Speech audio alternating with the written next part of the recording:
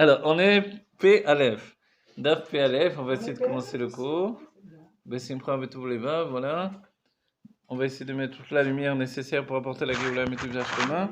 Ve'apardesh Shar Dalet Pirouche Piresh, Perek Yod. Alors, on est P Aleph, la Daf, c'est le Perek Mem Zain. On a fait, d'accord, ce qu'on n'a pas fait sur le texte exactement, on l'a fait Balpé. Dans le Pardes, vous vous rappelez, le Pardes, c'est le livre de Rabbi Moshe Cordovero. Shar Dalet Perek Yod, Bebiur Mamare Azwar. Anal, qui de gam prinat chorma et bina she'en kochot.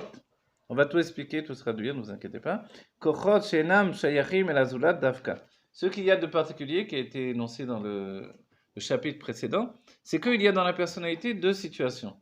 Un, ce qui s'appelle les sentiments. Deux, ce qui s'appelle l'intellect. On va dire, ok, on est au courant. Mais la définition, c'est que l'intellect est pour moi, tandis que les sentiments sont pour les autres. C'est rien. את יכולה להדליק שם את האור? תודה רבה. והשם טוב הקפיד שיהיה הרבה אור. זהו. Voilà, la journée est chargée, c'est pour ça. Donc en fait, il y a cette notion-là. C'est très important. Vous êtes avec nous? Tout le monde est là? Non, je veux dire, pas physiquement. Non. Voilà. Vous voyez, la personnalité est structurée en deux parties. C'est le Tania qui nous a appris tout ça, évidemment.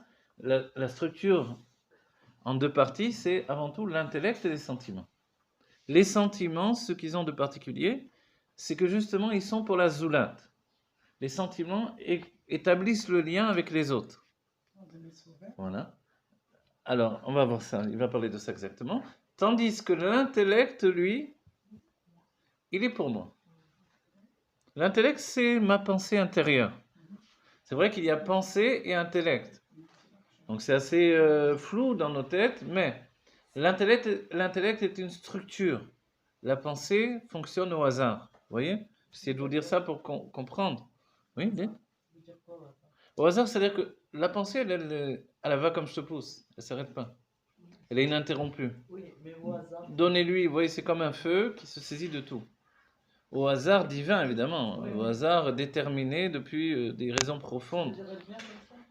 Elle vient comme ça, a priori, elle ne fait pas partie de notre être, mais elle est une sorte de distillation d'éléments complexes, en fait. On la contrôle Je pas. vais vous dire la vérité, la pensée, c'est ce qui est le plus mystérieux.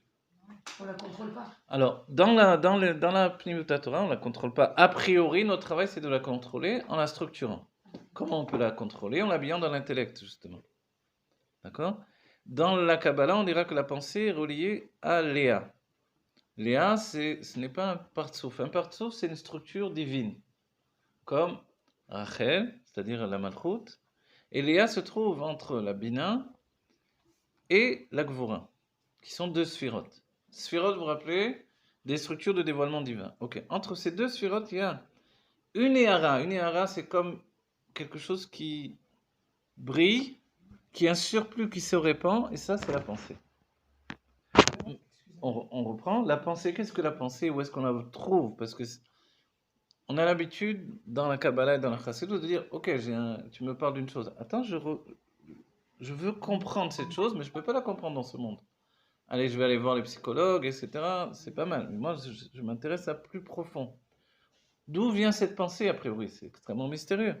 Donc la pensée, elle est justement configurée comme Léa. Imaginez, Yaakov Avinu veut se marier avec Rachel, qui représente l'action, la Malchut, et tout à coup, Lavan, qui lui représente l'inconscient, lui met dans les mains la pensée. Donc c'est une idée, c'est un fonctionnement. L'inconscient vous donne la pensée. Vous avez compris? Donc on peut dire que la source de la pensée est extrêmement élevée. On pourrait traduire que Léa est plus élevé que Rachel, alors que Rachel Léa est plus élevé que Rachel dans cette idée-là, effectivement. De la même manière qu'on pourrait dire que Esav est plus élevé que Yaakov également. Voilà, Elisheva Lelouch qui est avec nous en direct. Là. Il faut venir au cours, qu'est-ce qu'il y a là? C'est les artistes. Maintenant, c'est une artiste, c'est fini. Alors, vous voyez cette pensée, qu'est-ce que c'est la pensée? On ne sait pas ce que c'est la pensée. Je me réveille en pensant, je m'endors, je pense encore. En rêvant, je pense. On a l'impression que la pensée dépasse dépasse tout ce que je suis, ou elle est plus intimement ce que je suis que l'intellect. Parce qu'on pourrait dire, voilà, on a l'habitude de dire, lui il est intellectuel, lui il n'est pas intellectuel. Ce qui est faux. Tout le monde est intellectuel, on a tous la même structure, mais le dévoilement est différent de l'un à l'autre. Celui qui n'a pas l'habitude de lire, de réfléchir, alors il est moins intellectuel de manière dévoilée, donc il est moins binin. Ça ne veut pas dire qu'il n'est pas plus chokhmah. Chokhmah, c'est l'intellect fainéant, qui est basé sur son élévation personnelle, qui est la réponse et non pas la question. Donc, il contemple en fait sa propre sagesse, entre guillemets, naturelle, qui n'a pas été acquise par un travail, mais qui est un fruit, on va le dire dans les termes du Hanbet, anachat atzmuto, ou anachat sikhlit, vous voyez, quelque chose qui se dépose en lui comme une évidence. Mais celui qui est comme ça, tendance chokhmah, il n'a pas envie de se fatiguer. Vous comprenez? Il ne veut pas travailler pour obtenir quelque chose qu'il a déjà. Ça lui paraît... pourquoi je ferais ça? Viens, je profite de ce que j'ai déjà. Vous comprenez? J'ai la réponse. Pourquoi je vais construire la question? Mais quand il est un rave qui enseigne et qu'on lui pose la question, il est obligé de fournir une réponse. Et vous vous rappelez, on avait étudié ici dans l'Enbet, Shatikra, pardon, Rav s'était tu quand on lui a posé une question. Et pourquoi? Parce qu'il n'avait pas la structure de dévoilement dans la Bina pour dire si la question, c'est-à-dire la question c'était est-ce que c'est kasher ou c'est taref? Et il a répondu, il n'a pas répondu. Alors, ses élèves lui ont objecté, mais lol, imatanu, rabbeinu, etc. Tu nous as enseigné dans une situation similaire que... Et finalement, il a fallu qu'un autre que lui fournisse la réponse. Et la question évidemment qui s'est posée, c'est comment ça se fait? Il n'avait pas de réponse. Alors, le fait est qu'il y avait chez lui la réponse dans le niveau de Chokhmah, la sagesse, mais qu'il n'y avait pas de réponse chez lui dans le niveau de Bina. Pourtant, il ne manquait pas de Bina. Alors qu'est-ce qui ne fonctionnait pas à ce moment-là chez lui? Ce qui s'appelle le Da'at, la connexion entre les deux.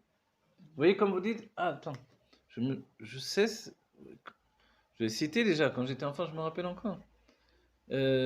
Qui connaît cette chose-là? Moi, je sais, mais je ne me rappelle plus. Vous connaissez cette réponse-là? Si tu sais pas, si tu te rappelles plus, tu sais pas, disait la professeure. Mais c'est faux. La Chokhmah dit c'est faux. La Bina dit c'est vrai. Vous voyez?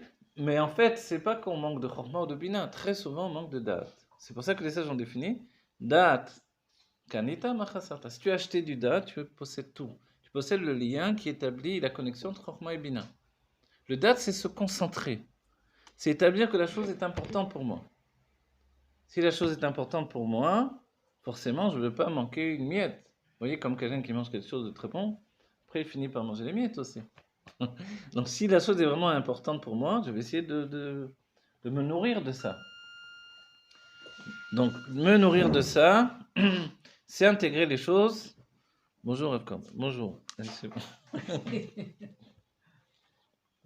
Les chaim, la concentration. Voilà. En fait, voilà, le date qui actionne cette concentration a une source extrêmement profonde, élevée.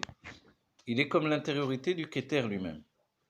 Alors tout ça, si vous ne comprenez pas... Le date est comme l'intériorité du Keter. Oui, le secret du date, c'est qu'il est à la fois l'extériorité du Keter et à la fois son intériorité. L'aspect intériorité, on ne l'exprime pas très souvent, dans le Tanya, on ne l'exprime pas. Il faut attendre l'explication, les mamarim qui vont suivre pour voir le fait que le date, en fait, le date, n'oubliez pas, c'est s'attacher à une chose. Vous vous rappelez, un exemple quel qu'il soit, on parle d'une personne, ou on parle d'un plat de cuisine, ou on parle d'une recette de cuisine, pardon, ou on parle d'un livre qu'on a lu, un film qu'on a vu, un événement qui a eu lieu. Le date, c'est que tout de suite, vous vous connectez à la chose et vous commencez à en parler.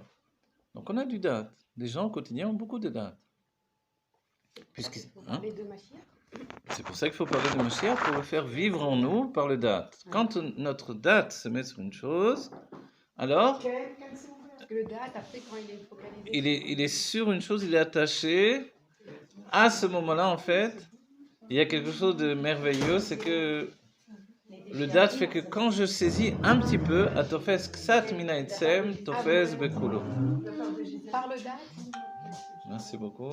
Celui qui s'attache à un petit peu de l'essence, alors, il la tient tout entière. Voilà. Par le date, Voilà, par le date, c'est ça la spécificité du date. C'est pour ça que l'on dit date elion, date arton. Date arton, c'est que je suis habillé dans le monde matériel à un niveau où, dans ce monde matériel, tout est normal. Si tout est normal pour moi, alors forcément j'ai un date arton. Date elion, c'est que le monde matériel est divin.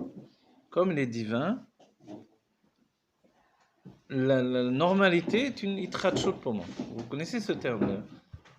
Aolam be'itrachut, le monde comme une nouveauté, et la elokut bepshitut. Le divin, par contre, c'est naturel chez moi. Ou alors le contraire. Le contraire, c'est da'at arton, c'est la conscience inférieure. Le monde est une évidence pour moi, et le divin, c'est une nouveauté. Ça, c'est ce qu'il y a de plus naturel.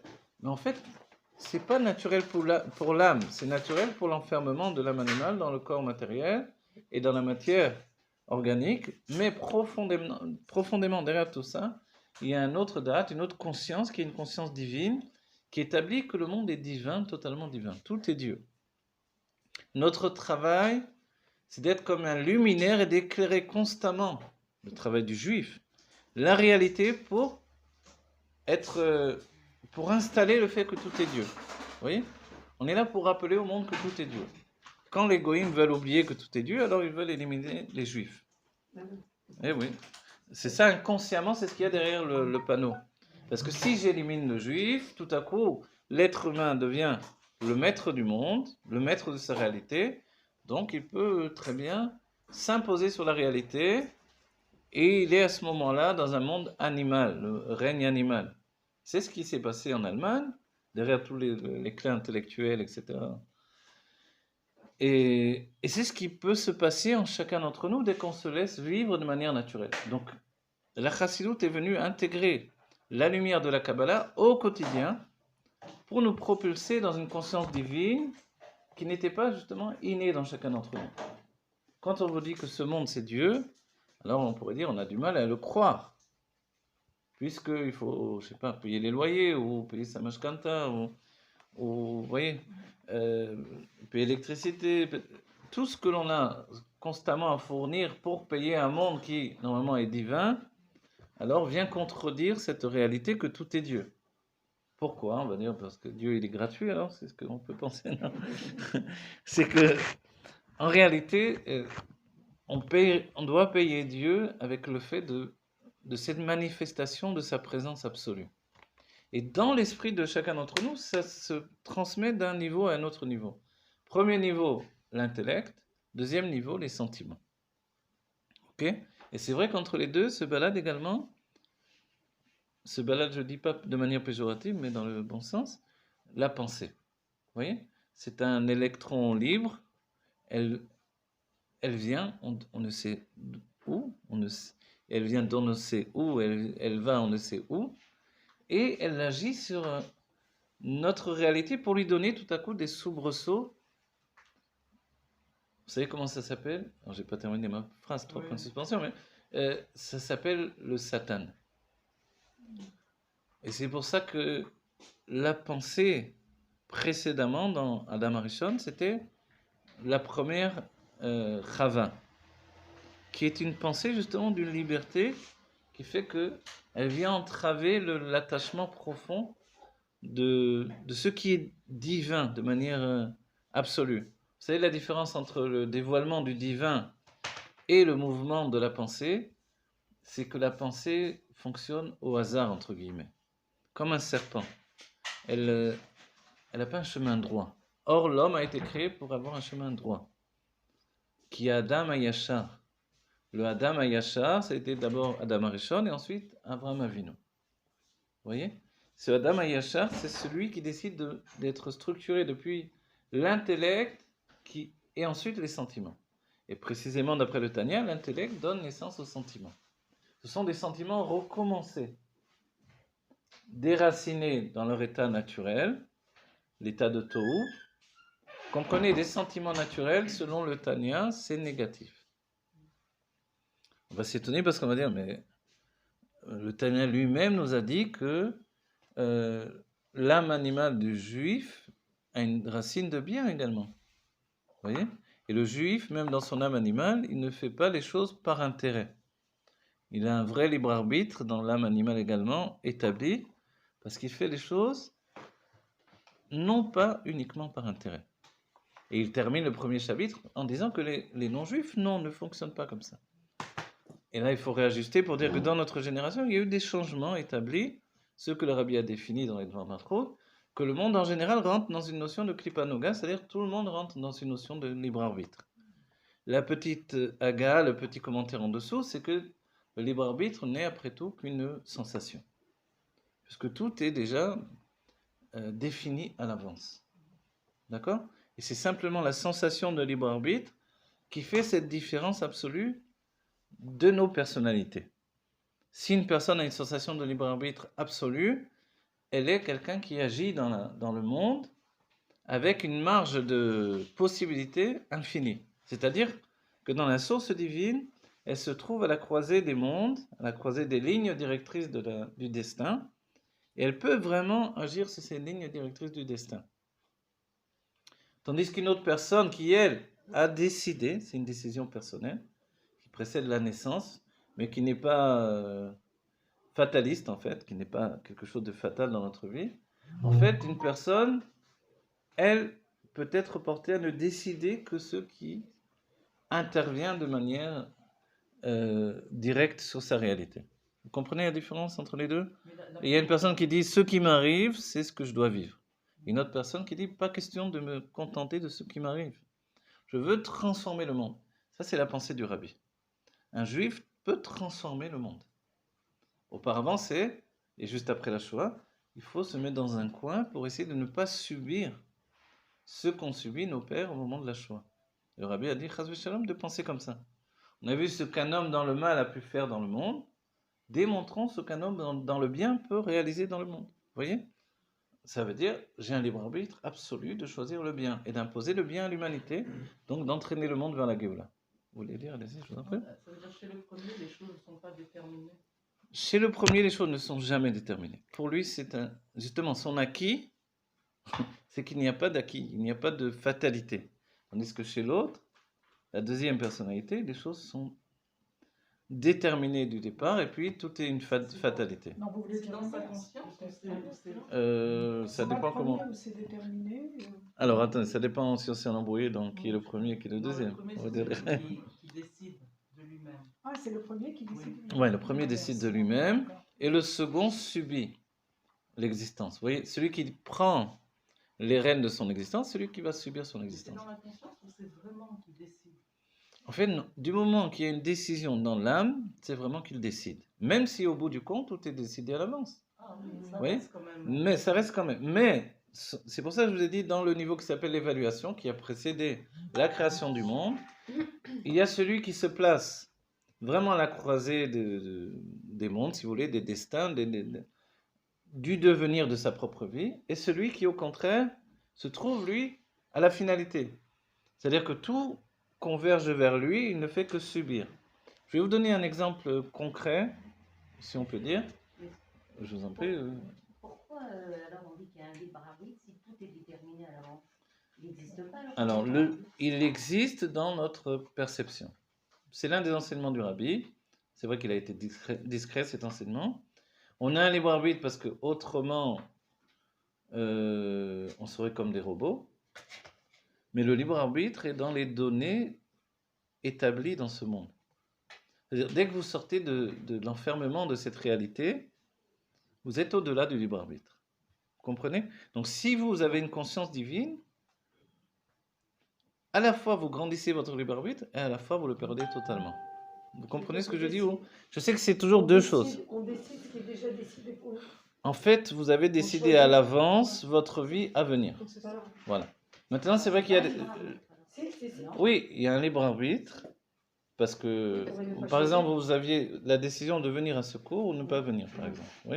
Donc vous avez choisi, votre journée est avancée, il se passe des choses, et vous décidez. Mais si, par exemple, ça allait se passer quelque chose de bien, une bonne nouvelle, etc., une naissance ou des bonnes choses, vous voyez, du coup, vous ne pouvez pas venir. On dit, ah, j'avais pas le libre arbitre pour ça. Par exemple, une maman, sa fille va accoucher, donc, D'accord. du coup, ben, elle vient pas parce qu'il y a eu, car c'était une bonne nouvelle. Ok. Alors ça, Elle c'est n'avait un pas le libre arbitre. arbitre, vous voyez. Pas un libre arbitre. Mais en fait, même là-dedans, il y a une mesure qui est en relation avec un libre arbitre divin. C'est-à-dire, ce que je veux vous dire par là, c'est assez complexe en fait, c'est vrai. C'est pas nous qui décidons. En fin de compte. On décide ce qui est décidé. Les sages ont dit deux choses. À la On fois, décide. d'après le Rambam, c'est un On acte. décide ce qui est déjà décidé Voilà. pour nous. D'après le Rambam, c'est C'est ça. établi que nous avons un vrai libre arbitre. Et d'après également les sages, dans la Gemara par exemple, ils nous disent que on ne peut pas lever le petit doigt si ça n'a pas été décidé en haut. Alors vous dites, alors voilà. En fait, les deux fonctionnent en même temps. C'est en même temps. Atabacharta banu, tu as Alors, je crois Tu que- as intégré en nous le libre arbitre au moment de Matan Torah. La première définition du libre arbitre, c'est le fait que Dieu nous ait choisis. Ça, c'est la définition du libre arbitre, mais ce n'est plus le libre arbitre comme un mouvement personnel. Ça, c'était avant le don de la Torah. C'est le libre arbitre comme quelque chose qui nous a été donné par Dieu. Il nous a choisis et ce choix s'est intégré en nous. Donc, en fait, notre libre arbitre, c'est le fait que Dieu nous a choisis. Donc, quoi que l'on fasse, on ne peut pas réellement aller contre Dieu et la Torah. Et le Tanya nous dit que celui qui, a priori, toute sa vie a renié son attachement au judaïsme, confronté à un moment de choix absolu, comme, que Dieu préserve, se convertir ou mourir, vraiment nier Dieu ou mourir, alors il préfère que Dieu préserve mourir. Et aujourd'hui, c'est vivre. Le plus grand Kiddush Hashem, c'est de vivre aujourd'hui, ce qui est beaucoup plus difficile que de partir. Oui, c'est partir. Partir, c'est un mauvais moment à passer, mais après ça va. Mais ça va mieux. Mais ceux qui sont là. Avec la conscience du divin, en fait. Ouais. C'est ça, avec le sacrifice, c'est pas vrai. Les chassidim rigolent des fois. Ils disent, il y a quelqu'un qui veut mourir en bonne santé. Ouais. Mais vous voyez, l'idée de vivre, c'est ça le vrai Messire Nefesh. Et c'est pour ça que tout le plan divin est en train de se transformer. Et ça doit s'arrêter. Vivre, alors ça, c'est quelque chose. C'est un travail. Parce qu'en nous, profondément, il y a un côté de nous qui veut absolument quitter ce monde. Se relier à Dieu comme la flamme qui veut remonter à sa source. Mais notre travail, c'est de, à tout prix, se réaliser dans la matière du monde. Vous voyez ? Et c'est pour ça qu'on est morcelé, écartelé dans notre être. Si on rejoint le texte, entre l'intellect et les sentiments, dans les sentiments, il y a cette notion que, en fait, je subis ce qui se passe dans la réalité. Dans les émotions ou l'intellect? Dans les sentiments. Les émotions, c'est le premier état.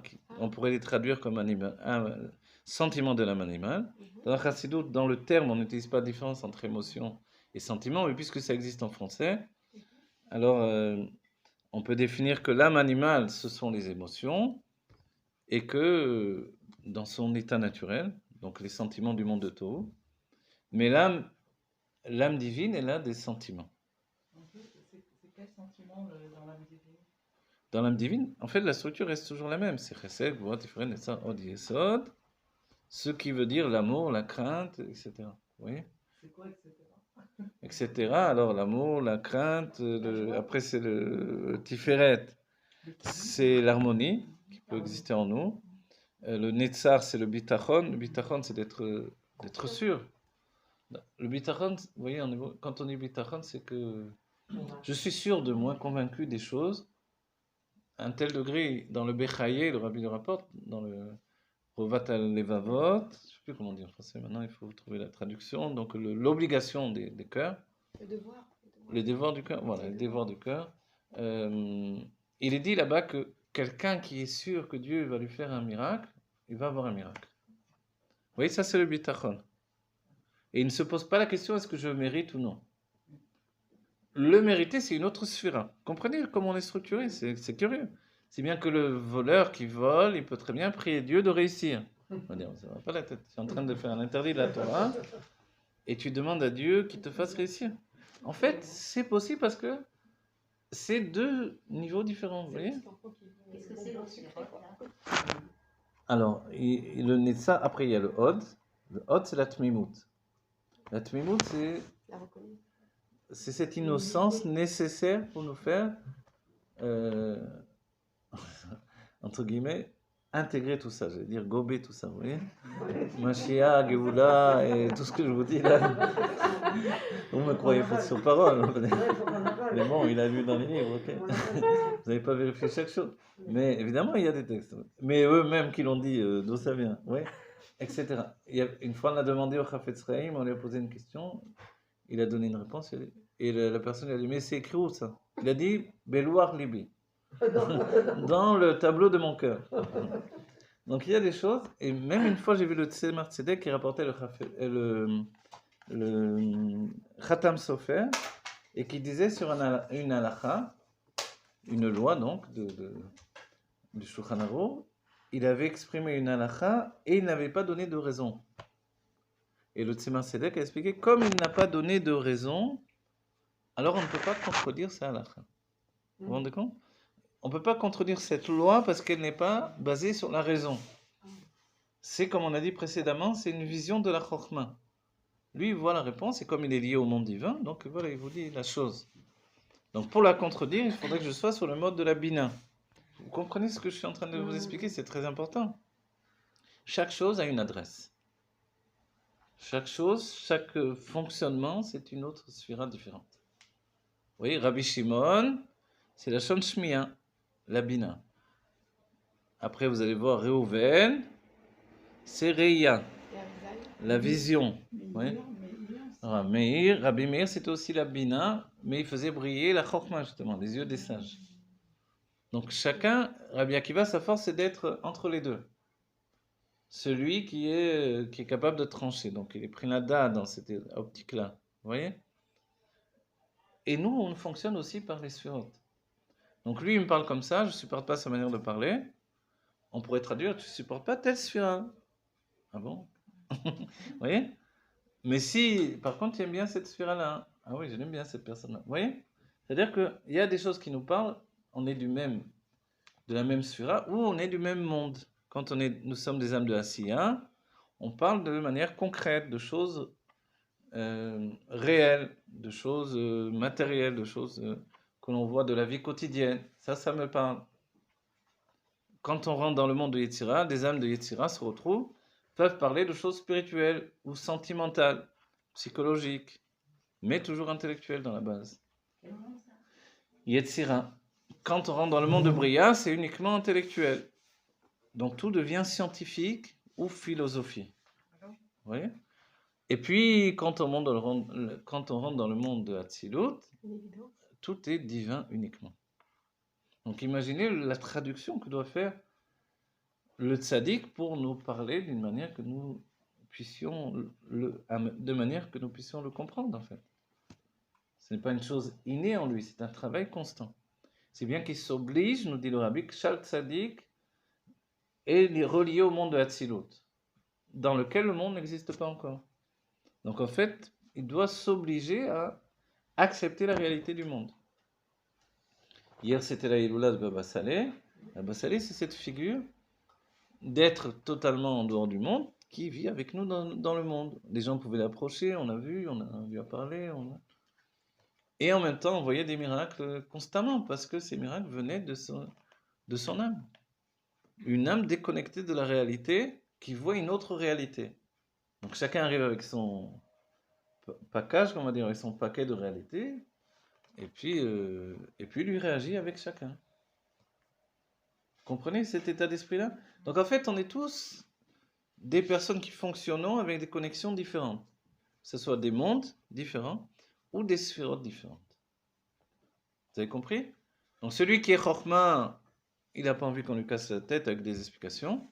Celui qui est Bina, si vous ne lui expliquez pas, c'est pas vrai du tout. Vous voyez? Celui qui est Dat, il peut encore faire le travail de transition entre les deux. Celui qui est Chesed, l'essentiel, c'est d'exprimer les choses. Celui qui est Gvura, tu as manqué une bonne occasion de te taire. Vous voyez? Chacun, il se trouve dans une situation.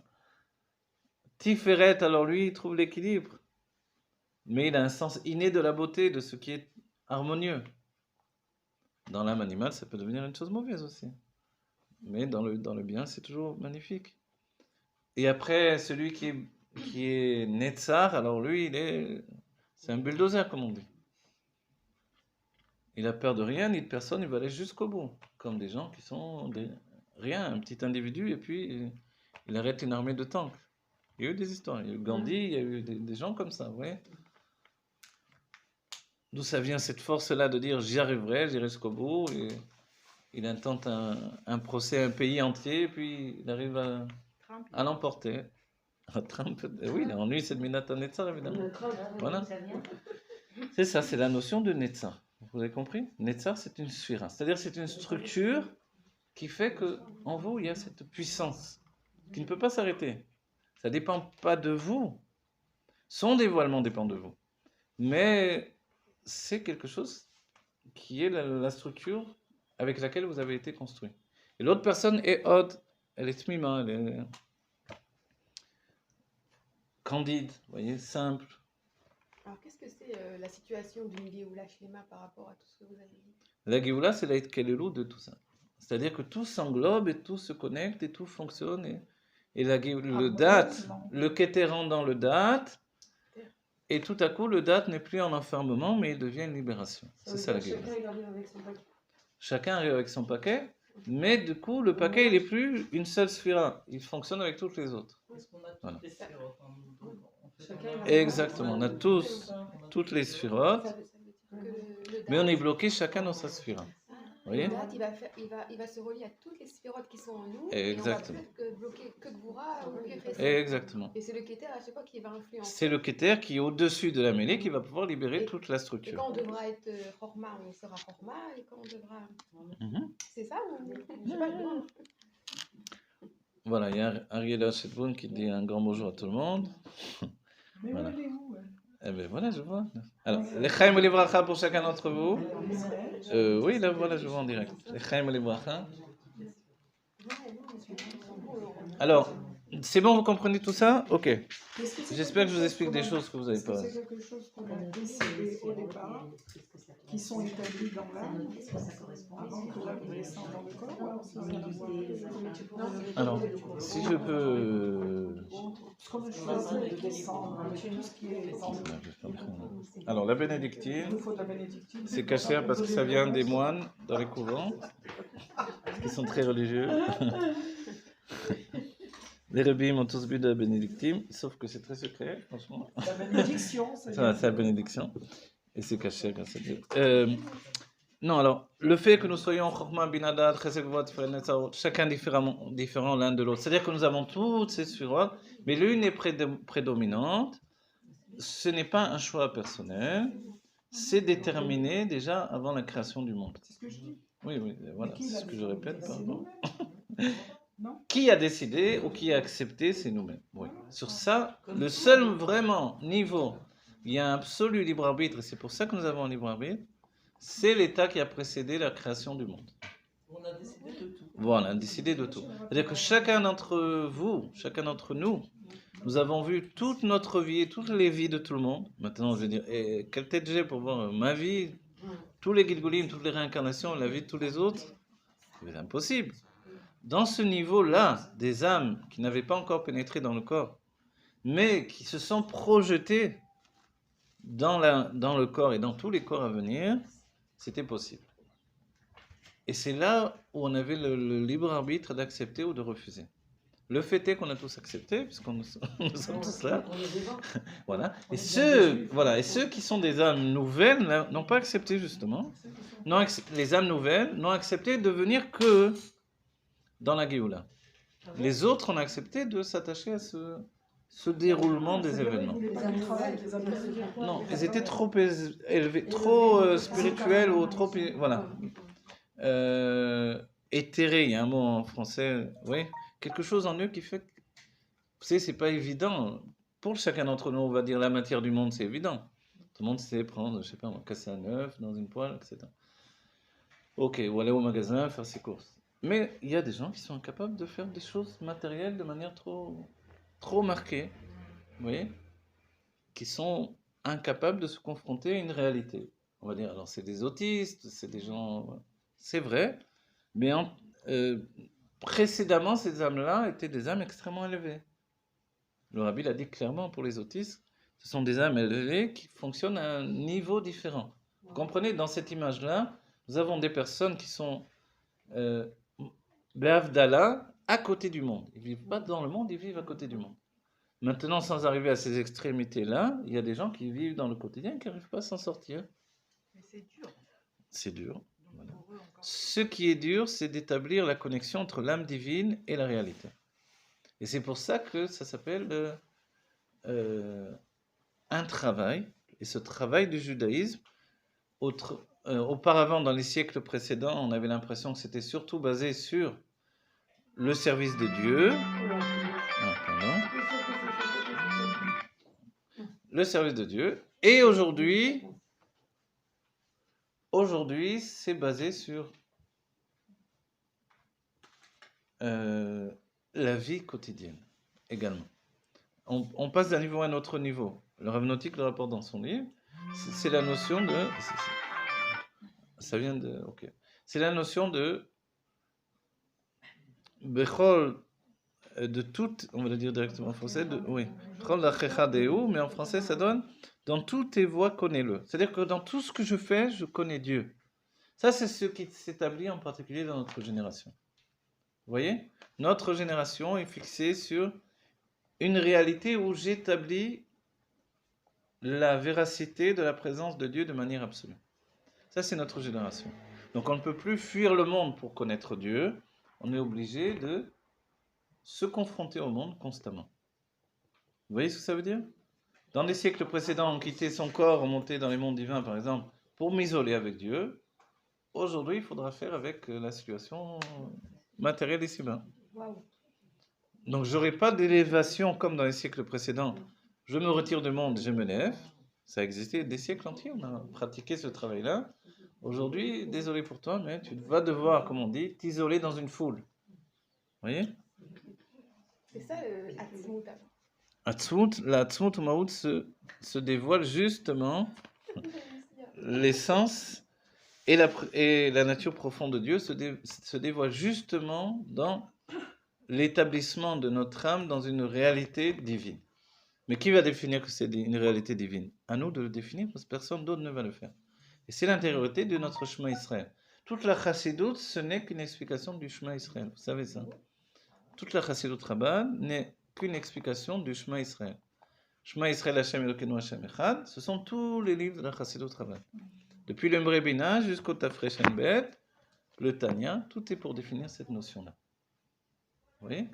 Donc on va dire, alors c'est...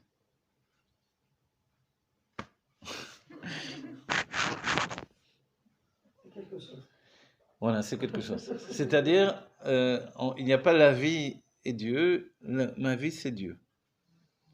Donc il n'y a pas ce monde-là, j'en ai ras-le-bol. Mais aujourd'hui, tu as bien compris, comme tu disais, j'en ai ras-le-bol de Dieu. C'est vrai que je peux dire j'en ai ras-le-bol de Dieu, de ce qu'il a fait du monde. C'est ce que disait, il y a cette ta'ana là, cet argument. Rabbi Levi Yitzhak de Berditchev l'avançait dans le sens, si j'avais fait un monde, je l'aurais fait tout à fait différent. Et l'Anne Morazaken, il rajoute, il précise, moi j'aurais fait le monde exactement comme ça. Comme ça, catastrophe quoi. Mais, comme c'est l'intention divine, on ne peut pas penser que ça aurait pu être autrement. Oui. Et aujourd'hui, voilà, par ce qui se passe dans le monde, le fait que le monde est remué. Vous savez, c'est remué comment ? Comme quand on remue dans une casserole, vous voyez ? Quand vous faites cuire dans la casserole, et c'est même un interdit Shabbat. Si vous avez un aliment sur la plata, vous pouvez le sortir sans le poser vraiment. On ne peut pas le remuer dans le plat.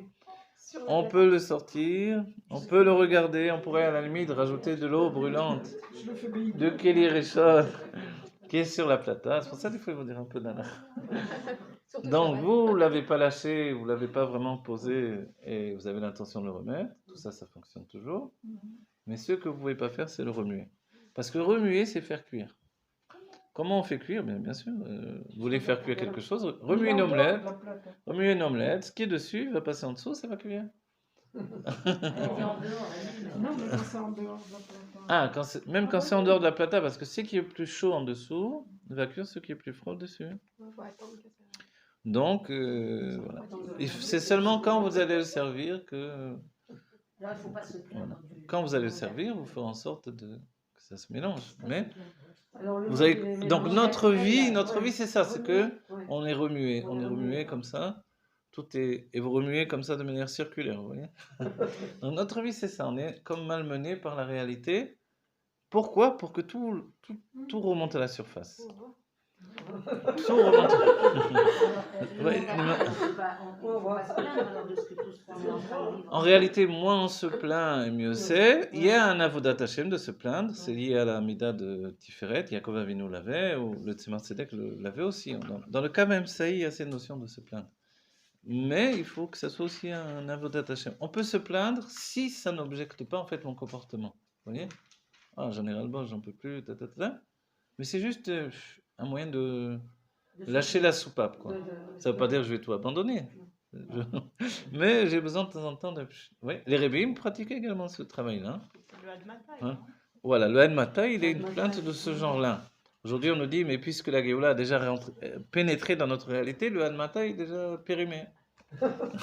La date de péremption. Voilà, il y a écrit Tafshin Nun Bet dessus. Vous voyez? Bon, ok. Alors, tout ce qu'on a dit là, on va dire... Oui, Non, mais oui. moi, je l'ai pas réglé, en fait. En vérité, oui, on dit que le Hadmata, puisque la réalité est déjà une réalité de Géoula. Donc il faudra avoir une kavana de Hadmata par rapport à la Géoula Métis Vashlema de manière. Mais encore, vous voyez, si on avance vraiment dans l'idée du Rabbi, la plupart des Meshiris s'accordent pour dire que le Hadmata, c'est. On a dépassé même ce niveau-là. Il y a plus Oui. de place pour ça. Des fois, ça jaillit tout seul, le Hadmata. Mais comme le Rabbi a dit, on le dit parce que j'ai dit de le dire. Comme on est. C'est dur de ne pas le dire. On est un peu comédien, mais. Peut-être difficile de dire vraiment. De dire vraiment si ça vous jaillit. Dire vraiment. Si ça se jaillit comme ça, naturellement, c'est bien. Bah, vous avez dit qu'on ne doit plus le dire. Non, je sais, mais si ça jaillit quand même, comme ça, on ne va pas vous empêcher. Non, parce qu'il a dit qu'il y a une plante de développement qu'on crée. C'est la plante positive, c'est ça? C'est la plante positive. C'est la plainte positive. On a dit, vous vous rappelez, il y a même un yom yom dessus, une anacha, un souffle du juif, c'est une chouva. Moi, j'ai entendu Oui. le Admatai ne doit pas être Admatai des Oui, bien problèmes, sûr, c'est mais pas ça. Admatai, Dieu est voilé. je vais me être voilé et voir ça. Exactement. Voir qu'il y a encore des problèmes. Oui. C'est différent. Alors, regardez. Il y a ce qui s'appelle... il nous dit, regardez. Donc, la première définition, l'intellect est pour moi, c'est toute ma pensée intérieure. C'est une structure intérieure, ok, qui va justement, d'un certain point de vue, nous débarrasser de la pensée. Qui est comme le nachash, qui peut nous rendre fous. Quel est le propre des obsessions psychologiques? C'est la pensée ininterrompue. D'accord? Mais dès que j'habite cette pensée dans l'intellect, elle s'interrompt naturellement. Parce que c'est comme quelqu'un qui est très libre et qui fait n'importe quoi. Dès qu'il s'inscrit dans l'intellect, c'est comme s'il se casait. Vous voyez? Normalement. C'est casé. C'est comme si on dit quelqu'un, il court après les femmes sans arrêt, mais un jour il s'est marié. Voilà. L'intellect, c'est de pouvoir justement lui donner une maison. Normalement. Hein? Voilà, on a canalisé, on a structuré. Parce que l'intellect, c'est une structure de l'âme. En vérité, c'est aussi un vêtement de l'âme, l'intellect. Mais elle est appelée l'âme elle-même comparativement à la pensée. Et on a dit, la pensée, on peut en changer. Comment on change de pensée, a priori, puisque ça vient sans que je puisse se contrôler. On pense à autre chose. Ben, dès qu'on Ah, a voilà. structuré, On pense à autre chose, grâce à l'intellect qui est capable de déstructurer la pensée ou aux dates. Si on a un date de plus en plus profond, la pensée va de plus en plus être générée depuis une source divine élevée. Donc ça va changer. dès qu'on l'a déstructurisé, Ah, voilà, on l'a interrompu, on peut l'échanger par une pensée positive. alors elle s'en va. Voilà. Et quand on dit pensée positive, sous-entendu une pensée née de l'intellect. Selon le Tanya, c'est ça. Ça s'appelle La ça. première pensée est naturelle. Donc malgré qu'elle ait du bien, on va penser bien de quelqu'un. Mais s'il m'a fait quelque chose de mal, je vais penser immédiatement mal. Oui. Je voulais l'embrasser, maintenant j'ai envie, entre guillemets, de le tuer. Oui. Ça, c'est la pensée naturelle. Mais la pensée intellectuelle, elle est différente. La pensée intellectuelle, elle est que, qu'il me fasse du bien ou du mal, il reste quelqu'un que j'aime parce qu'il est juif. Maintenant, vous voyez, comment dire? Je ne le supporte pas en vérité, d'après mes sentiments. Mais c'est mon problème à moi. C'est pas son problème à lui. Vous comprenez la différence? Dès que ça vient de l'âme divine structurée, alors c'est mon problème. Quand ça vient de l'âme animale, comment ça se fait qu'il est insupportable? C'est son problème à lui. Vous avez vu? Donc l'âme animale rejette le problème sur l'autre, l'âme divine fait que le problème il est chez moi. Comment ça se fait que j'arrive pas à aimer ce juif? Vous voyez? Ça veut dire l'idée. Et pourquoi il a qu'à se faire aimable et je l'aimerais. Mais l'âme divine, elle ne peut que aimer, non? L'âme divine ne peut que aimer. Mais l'âme animale, vu qu'on fonctionne dans un aller-retour entre l'âme animale et l'âme divine, l'âme animale, elle établit un lien de réalité avec les autres par rapport au fait que ce lien de réalité fait que si la personne est en relation avec mon âme, je vais l'apprécier. Si elle vient au contraire se mettre comme une barrière ou quelque chose qui empêche le dévoilement de mon âme, je vais la repousser. Mais c'est vrai qu'on dit, mais si la personne vraiment elle est négative, cette personne-là, comment tu peux continuer à l'aimer? Il y avait une phrase que j'ai entendue du Rav Gizbour qui dit que qui est un tzaddik gamour? Celui qui aime un rachat gamour. Vous voyez? Celui qui est un juste parfait, il est juste de manière parfaite, c'est parce qu'il aime celui qui est un impie de manière parfaite.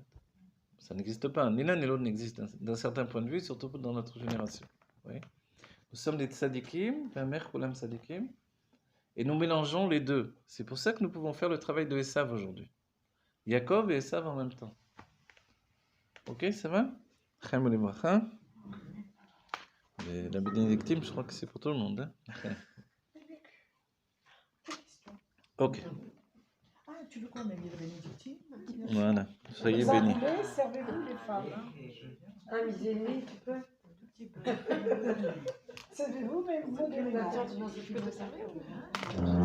Voilà, il nous dit ההפרש בין המוחין למידות מכל מקום גם הם רק לצורך העולמות. Ah, voilà. Maintenant, il nous dit quelque chose de plus. Et je vais continuer dans le texte pour comprendre. Il nous dit qu'en réalité, même l'intellect qui a priori n'est que pour lui-même, et quand on parle de Dieu, on pourrait dire que l'intellect c'est pour lui, tandis que les sentiments divins c'est pour les mondes. Il nous dit que quand même, l'intellect aussi, puisqu'il y a eu des sphérotes, pourquoi il y a eu des sphérotes? C'est pas pour Dieu lui-même, c'est pour amener la structure des mondes à venir. Et le dernier monde, c'est nous. Dans le Olam Asiya, le monde établi, c'est nous, notre personnalité. L'Echaim Olivracha. Veyesh lomar de alede chorma vemina dafka amidoten beprinat or pnimi. דלולי בחינת חוכמה ובינה היו המידות בבחינת אור מקיף וכמו המידות שלמעלה מהשכל. Voilà, il nous définit quelque chose d'important. Vous vous rappelez, on a défini nous-mêmes précédemment que la source des sentiments c'est l'inconscient. En termes de psychologie, la source des midot c'est le keter. Qu'est-ce que le keter dans les forces de l'âme? C'est la volonté et le plaisir. Donc, d'où viennent nos sentiments? De notre volonté et de notre plaisir. Ok? Et la volonté et le plaisir sont appelés makif, des forces donc inconscientes. C'est-à-dire qu'on ne peut pas structurer, on ne peut pas leur donner naissance par un travail personnel. La volonté et le plaisir, on ne parle pas d'un plaisir mourkav, c'est-à-dire attaché. J'ai mangé un bon gâteau, comme ici il y a des gâteaux merveilleux que Aline nous a préparés, nous accueillons aujourd'hui. Dieu la bénisse. Et la bénédictine des Chaim. Oui, voilà. Oui, on l'a déjà dit au début du cours. Oui. Qu'elles sont en bonne santé. Elle est partie avec sa fille parce qu'elle ne peut pas rester seule chez elle, elle a eu une hémorragie dans le nez. Oui, que Dieu le bénisse et que tout aille bien maintenant immédiatement. La fusion. Voilà. Alors Elisheva dit, la matière est divine, réunifiée dans notre conscience. Voilà. Elisheva. La matière est divine, réunifiée dans notre conscience. Voilà. Unifié. réunifiée. Ça veut dire quoi, unifié dans notre conscience? Elle est, c'est une écrivain qui écrit, hein. Elle est essentialisée dans notre conscience. Alors, qu'est-ce qu'on disait à l'instant? On explique, oui, alors voilà, les sentiments, leur racine, c'est le Keter. Ça va quand je vous dis ça, vous avez compris? Le Keter, vous traduisez immédiatement, traduction chassidique, plaisir et volonté. Ok?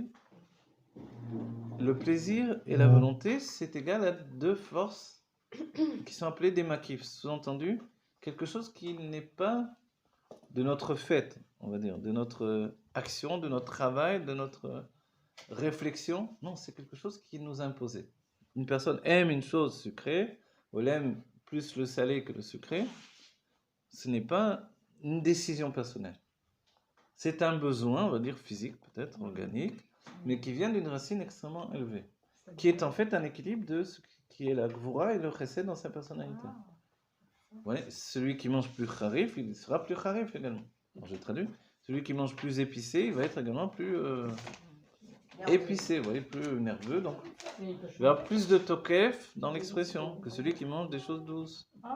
De là, les Ashkenazim, de manière générale, sont plus calmes que les Sfaradim, de manière générale, qui mangent plus épicé. Voilà. Voilà. Mais on peut être calme et avoir du toker, ça n'a rien à voir. On peut avoir les deux, effectivement. Voilà, c'est une réunion des deux. Il faut être né à Sousse. Pardon? Il faut être né à Sousse. Je suis né à Sousse.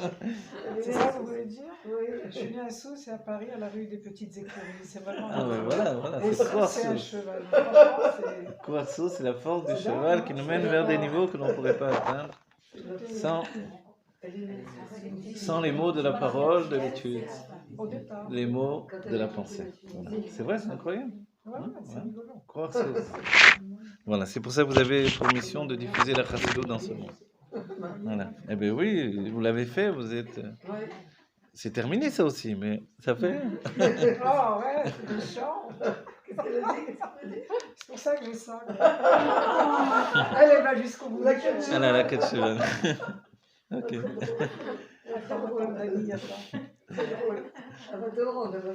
Ok, donc vous voyez, quand on a fait des cours entiers sur la notion de makif et pnimi, et on a défini même que l'exil est pnimi, que la Géoula est makif, mais quand on dit que le Aleph rentre dans la Gola pour nous donner la Géoula, sous-entendu, oui, vous vous rappelez makif et pnimi? Makif, c'est l'inconscient, la lumière qui nous entoure, le Dat Elyon, le Keter. Pnimi, c'est tout ce qui est le Dat en nous, tout ce qui est intériorisé, tout ce qui est né de notre relation avec la réalité, etc. La pensée, elle est makif ou La pensée, elle est makif, elle pénètre dans le pnimi. Voilà. Elle est makif, mais elle se véhicule dans le pnimi. Même le Dat lui-même, il est trompeur. On peut penser que le Dat est pnimi uniquement. Or, justement, la source du Dat, c'est le makif. Vous voyez? C'est pour ça qu'il n'est pas là pour nous garder en prison, mais il est la prison. Mais la pensée, elle est en même temps makif, en même temps pnimi, parce que avec l'intellect, elle devient pnimi. Elle devient pnimi, Puisque je maîtrise. mais avant l'intellect, elle est Avant makif. l'intellect, Voilà. elle est makif. Si bien que quand vous voyez dans les textes de Chassidut, Léa, souvent il est écrit Bina. On dit alors Bina, pourquoi tu me dis qu'elle est makif? Oui. Mais dans d'autres textes, la Chassidut, elle parle des fois de manière générale, des fois dans les détails. Quand on aborde le détail, on voit qu'elle n'est pas véritablement Bina. Et elle est cette Ehara entre la Bina et la Gvoura. Donc quelque chose qui n'existe pas, c'est ça la pensée. Ça n'existe pas, ça n'a pas de matière, ça n'a pas d'existence. Tandis que l'intellect, oui, la structure intellectuelle, elle reste en moi de manière innée. Mais la pensée que j'avais il y a 5 minutes, elle a disparu, elle ne reviendra plus jamais. Sans arrêt, c'est une nouvelle pensée, c'est un fleuve qui s'écoule, qui ne s'arrête jamais. Et ça, c'est une grande différence. Donc on va dire alors, est-ce que l'intellect est pnimi, est-ce qu'il est makif? Est-ce que les sentiments sont pnimi, est-ce qu'ils sont makif? Alors, regardez ici, il nous dit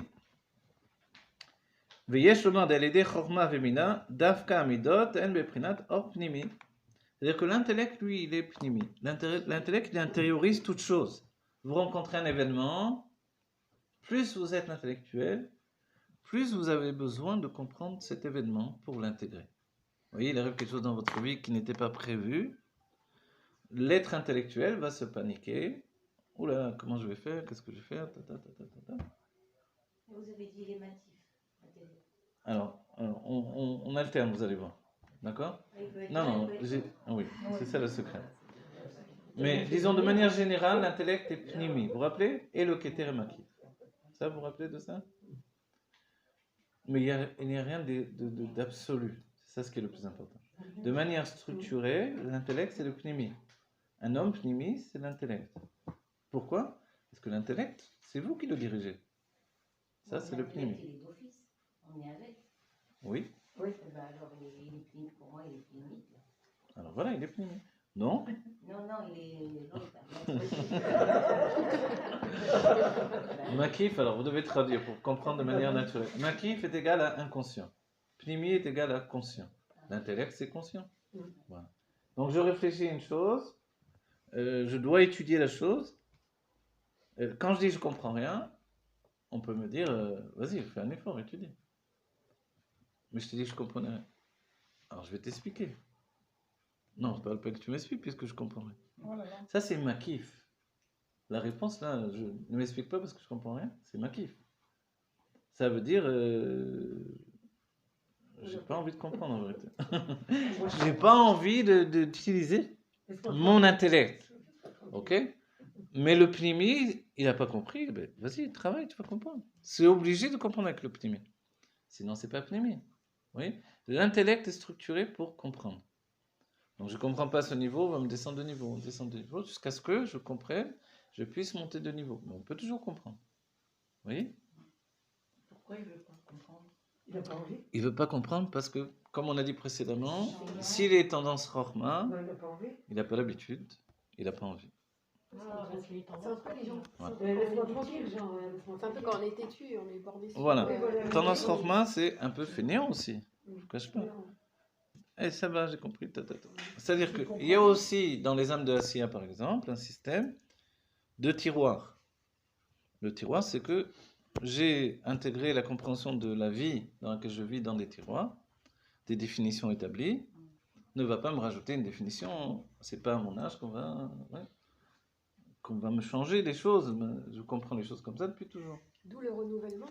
D'où l'obligation de ne pas comprendre, qui est la base du renouvellement. C'est-à-dire celui qui comprend tout, qui se met le monde dans la poche, il sait tout, monsieur je sais tout, parce qu'il a appris que tel docteur il a dit ça, tel moment, et puis il a rentré, il a des tas de fiches, comme ça il sort à chaque fois. Donc il sait tout, il peut tout le temps citer des choses et des trucs, il a une idée préconçue sur tout, ok? Donc c'est que de l'intellect. Mais cet intellect est devenu sa propre prison. Il est très intelligent, mais ça l'a tué. C'est pour ça qu'on dit que l'Admorazaken a apporté triatametim dans l'intellect. La résurrection de l'intellect, c'est de lui donner le sentiment de ne rien posséder. Or, l'intellect est basé sur la possession. C'est ma trouille. C'est l'état de Keter, en fait, qui dissocie l'élément même de l'intellect. La base de l'intellect, c'est le Koharma. Mais ce Koharma, quand il est libre et divin, il est modulable, il peut devenir tout. Oui? Comme oublier le Talmud Babli pour... Exactement, voilà. Comme apprendre tout à coup une technique dans la peinture, dans la musique, dans n'importe quoi. Quelqu'un qui peut se recommencer à 100 ans, il dit bon, je vais apprendre un nouveau métier. À 100 ans, tu vas apprendre un métier. Et alors, qu'est-ce qu'il y a? On demande aux enfants qu'est-ce qu'ils vont faire quand ils vont être plus grands. Sous-entendu, ils ne peuvent faire qu'une seule chose.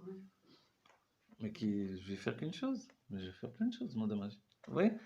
Or, on n'éduque pas les enfants dans cette idée-là. On leur dit qu'est-ce que tu vas faire? Et ça, c'est le monde de Asiya. Le monde de la société, de la réalité. On devient quelque chose, on ne devient pas autre chose. Et ça, c'est l'impossibilité. Et quand il y a eu des époques de soubresaut, même dans l'humanité, par exemple la Renaissance, les gens ils faisaient tout à la fois. Vous voyez? L'Abdil avec la Gdoucha, mais une âme démesurée comme Michel-Ange, il était architecte, il était peintre, sculpteur, poète. Scientifique. Voilà. Alors on va dire, qu'est-ce qui se passe dans cette personnalité-là? Il se passe qu'il n'a pas mis de barrière à ce qui est possible pour lui. Une statue de 5 mètres de haut, tu peux faire quelque chose avec ça? Bien sûr.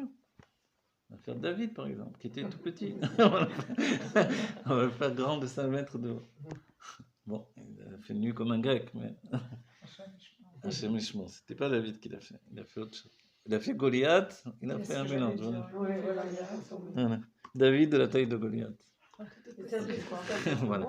Mais voilà, tout est possible. Vous comprenez cette idée-là? Ils se recyclent, c'est un peu ce qui se passe en ce moment. Les gens, ils n'arrivent pas de se recycler. Ah, bravo. Et ça, c'est essentiel et c'est important. Enfin, recycler, vous avez Oui, non, vous avez raison. Se découvrir. Voilà. Ils cherchent autre chose. Se découvrir une impossibilité d'impossibilité. Vous voyez? Et c'est l'une des définitions du nom de Dieu, ou Akol Yechol. Et il y a une autre, pardon, je traduis, il peut tout. Il y a une autre définition que les Rishonim ont donnée, Nimna an Nimnaot. Vous connaissez? Il est impossible qu'il soit dans l'impossibilité de. Vous voyez? Pour lui, Tout est possible. Voilà, pour lui, tout est possible, mais ça, voilà, c'est une définition. Mais il est impossible de lui donner une impossibilité. C'est-à-dire les portes, elles sont ouvertes, quoi. Et ça, c'est le propre du divin. Donc vous dites au Rabbi Lubavitch, est-ce que tu peux, je sais pas moi, sauter à la corde? Quel rapport avec moi, sauter à la corde? Le Rabbi peut, si ça vous intéresse.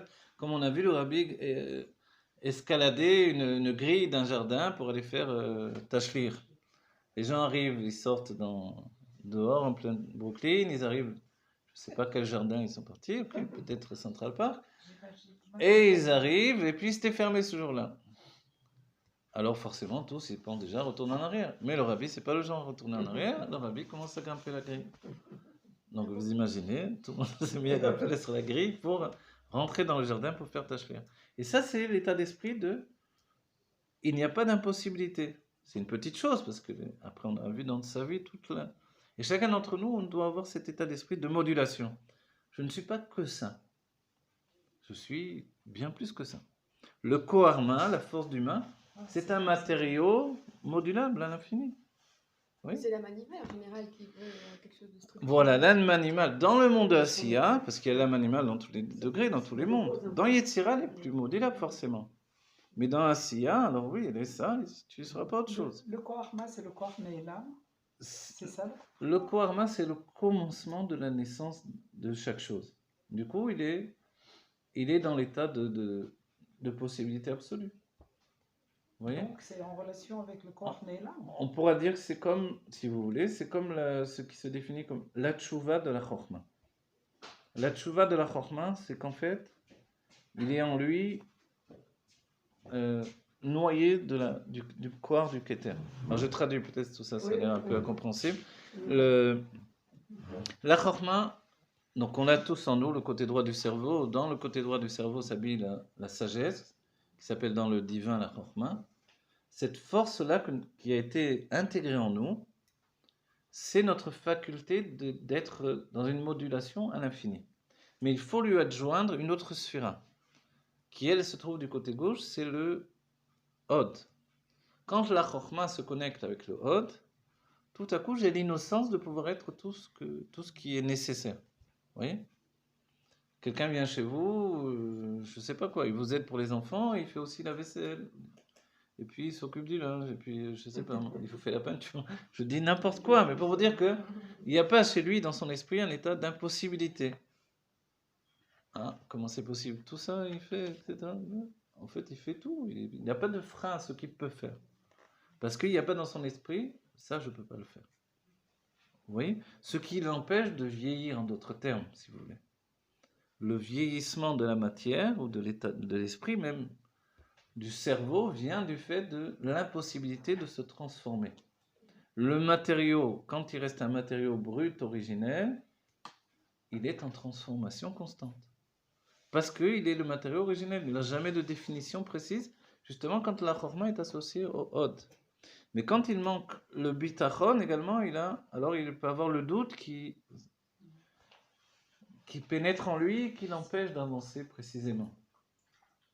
Vous voyez? Le bitachon, c'est pour ça qu'on dit toujours la jambe droite et la jambe gauche fonctionnent en même temps. S'il n'y a qu'une seule jambe, alors on est déséquilibré. Quand la jambe gauche est frappée et touchée, alors il y a un déséquilibre dans la tmimout, dans cette possibilité que tout est possible. Du coup, il faut donner un grand dagage dans la jambe droite qui fait que le netzar prend le dessus. Vous comprenez ce que je dis ou c'est trop difficile? Le Netzar, c'est le bitachon, c'est-à-dire quelqu'un qui dit, moi je réussirai. Il faut faire ça, c'est difficile, pas trop. Vous voyez, il n'y a pas d'impossibilité dans son esprit. C'est juste une question de force et de temps. On va dire d'où nous viennent les forces. Alors les forces a priori viennent du bitachon, on va dire mais d'où le bitachon a la puissance de tirer ces forces-là? Parce que les sphirotes qui le précèdent, qui sont l'amour par exemple, l'amour est quand même limité. L'amour c'est démesuré, mais je vois une personne qui m'aime pas, à un moment j'en ai marre de faire des efforts pour la personne. Vous voyez? Je commence à ne plus l'aimer de manière dévoilée tout au moins. Et la crainte, je crains une personne jusqu'à un certain moment, un enfant qui craint ses parents et qui se fait tabasser, un jour peut-être qu'il se lève et il commence à frapper ses parents, oui, que Dieu préserve. Il y a des limites à tout dans les surotes de Chesed et Gvura, l'amour et la crainte. Mais dans les Netzar et Od, ces deux surotes qui sont comparées aux jambes, ici il n'y a pas de limite. On dit pourquoi il n'y a pas de limite? Parce qu'ils sont enracinés dans le Keter. Ils sont supérieurs même à l'intellect. Vous voyez? C'est-à-dire que quand l'intellect ne comprend pas une chose, il faut à tout prix qu'il prenne quelque chose qui le dépasse. C'est-à-dire quelqu'un ne comprend pas où il va, il faut qu'il continue à marcher quand même. On a vu ça pendant des guerres, on a vu ça dans notre vie, on a vu ça. Mais d'où vient la force de continuer à marcher? C'est ces deux forces-là qui sont Netzar et Od. Il se tient encore debout, on avance. Vous voyez ces images-là? Elles sont très importantes dans notre vie. Donc si on n'a pas de quoi associer l'intellect, les structures intellectuelles de notre personne avec des sentiments puissants, alors on est bloqué également. Donc j'ai compris une chose, je peux à l'infini faire des choses, mais j'ai pas les forces. Qui t'a dit que tu n'avais pas les forces? Qui t'a dit que tu n'avais pas les forces? C'est-à-dire qu'au niveau de Gvura, peut-être la Gvura, elle a ressenti que j'ai plus de force. Et le Chesed lui-même, il n'a plus la force non plus de donner à l'infini. Alors qui c'est qui donne? Alors, je vais vous donner une image pour qu'on comprenne mieux ce que je viens de dire. Quelqu'un fait des sacrifices pour une autre personne, il va donner de l'amour, il va donner de l'amour, il va donner de l'amour. Et à un moment, il sent qu'il n'a plus la force de donner de l'amour, qui n'est pas reçu, l'autre n'a pas été inclus pour cet amour, il n'a plus les forces. D'où vient qu'il n'ait plus les forces? Parce que ces deux sphirotes-là, que sont l'amour et la crainte, sont tout de même limités malgré tout. Si on n'adjoint pas à ces deux sphirotes-là, le Netzar et le Od, la puissance justement qui vient du bitachon. Non, je suis sûr qu'un jour il va m'aimer. Dans l'éducation, j'ai un enfant, que Dieu préserve quelqu'un, un enfant qui se conduit mal, on a l'impression qu'il n'aime plus ses parents, ça peut arriver, que Dieu préserve. Et les parents continuent à prodiguer un grand amour. C'est ce qu'ils doivent faire. Mais on a l'impression que c'est pour rien. Donc à un moment, on peut dire, ras-le-bol. Qui plus c'est quand c'est pas votre enfant? Là, j'ai dit un enfant, donc on se sent obligé, c'est naturel. Mais quand c'est pas votre enfant, c'est un voisin, et c'est un cousin, et c'est un ami. Alors, qui va m'obliger à donner encore de l'amour à cette personne qui n'est pas capable de recevoir cet amour? Donc en fait, quand on dit ça, c'est qu'on s'est déconnecté du Netzar et du Hod. Le Hod, c'est l'atmimo de dire, mais c'est un juif, c'est obligé que je l'aime. Oui? Parce que l'amour véritable, en fait, il est inconditionnel. L'amour véritable n'est pas basé sur l'épreuve de l'amour. Voilà. Sur la preuve de l'amour. Sinon, on a pensé que j'ai dit l'épreuve. Voilà, une preuve d'amour, c'est un fait. Mais quand il n'y a pas de preuve d'amour, peut-être que l'enfant qui a le moins exprimé son amour, c'est celui qui m'a aimé le plus. Oui. En fait, il n'y a pas de mesure véritable d'amour. L'amour n'est pas juste le feedback, en fait, de l'amour. Comprenez? Et même dans le couple, forcément, c'est comme ça. On peut penser que quelquefois, il n'y a pas d'amour dans le couple, alors qu'il y a un amour qui continue. Et quand les sages nous ont donné d'établir tellement d'éloignement dans les couples par les périodes de Nida, etc., on peut dire c'est tue l'amour, ces trucs-là. Parce que les couples ne savent plus comment se comporter, comment exprimer, pas exprimer, il ne faut pas exprimer.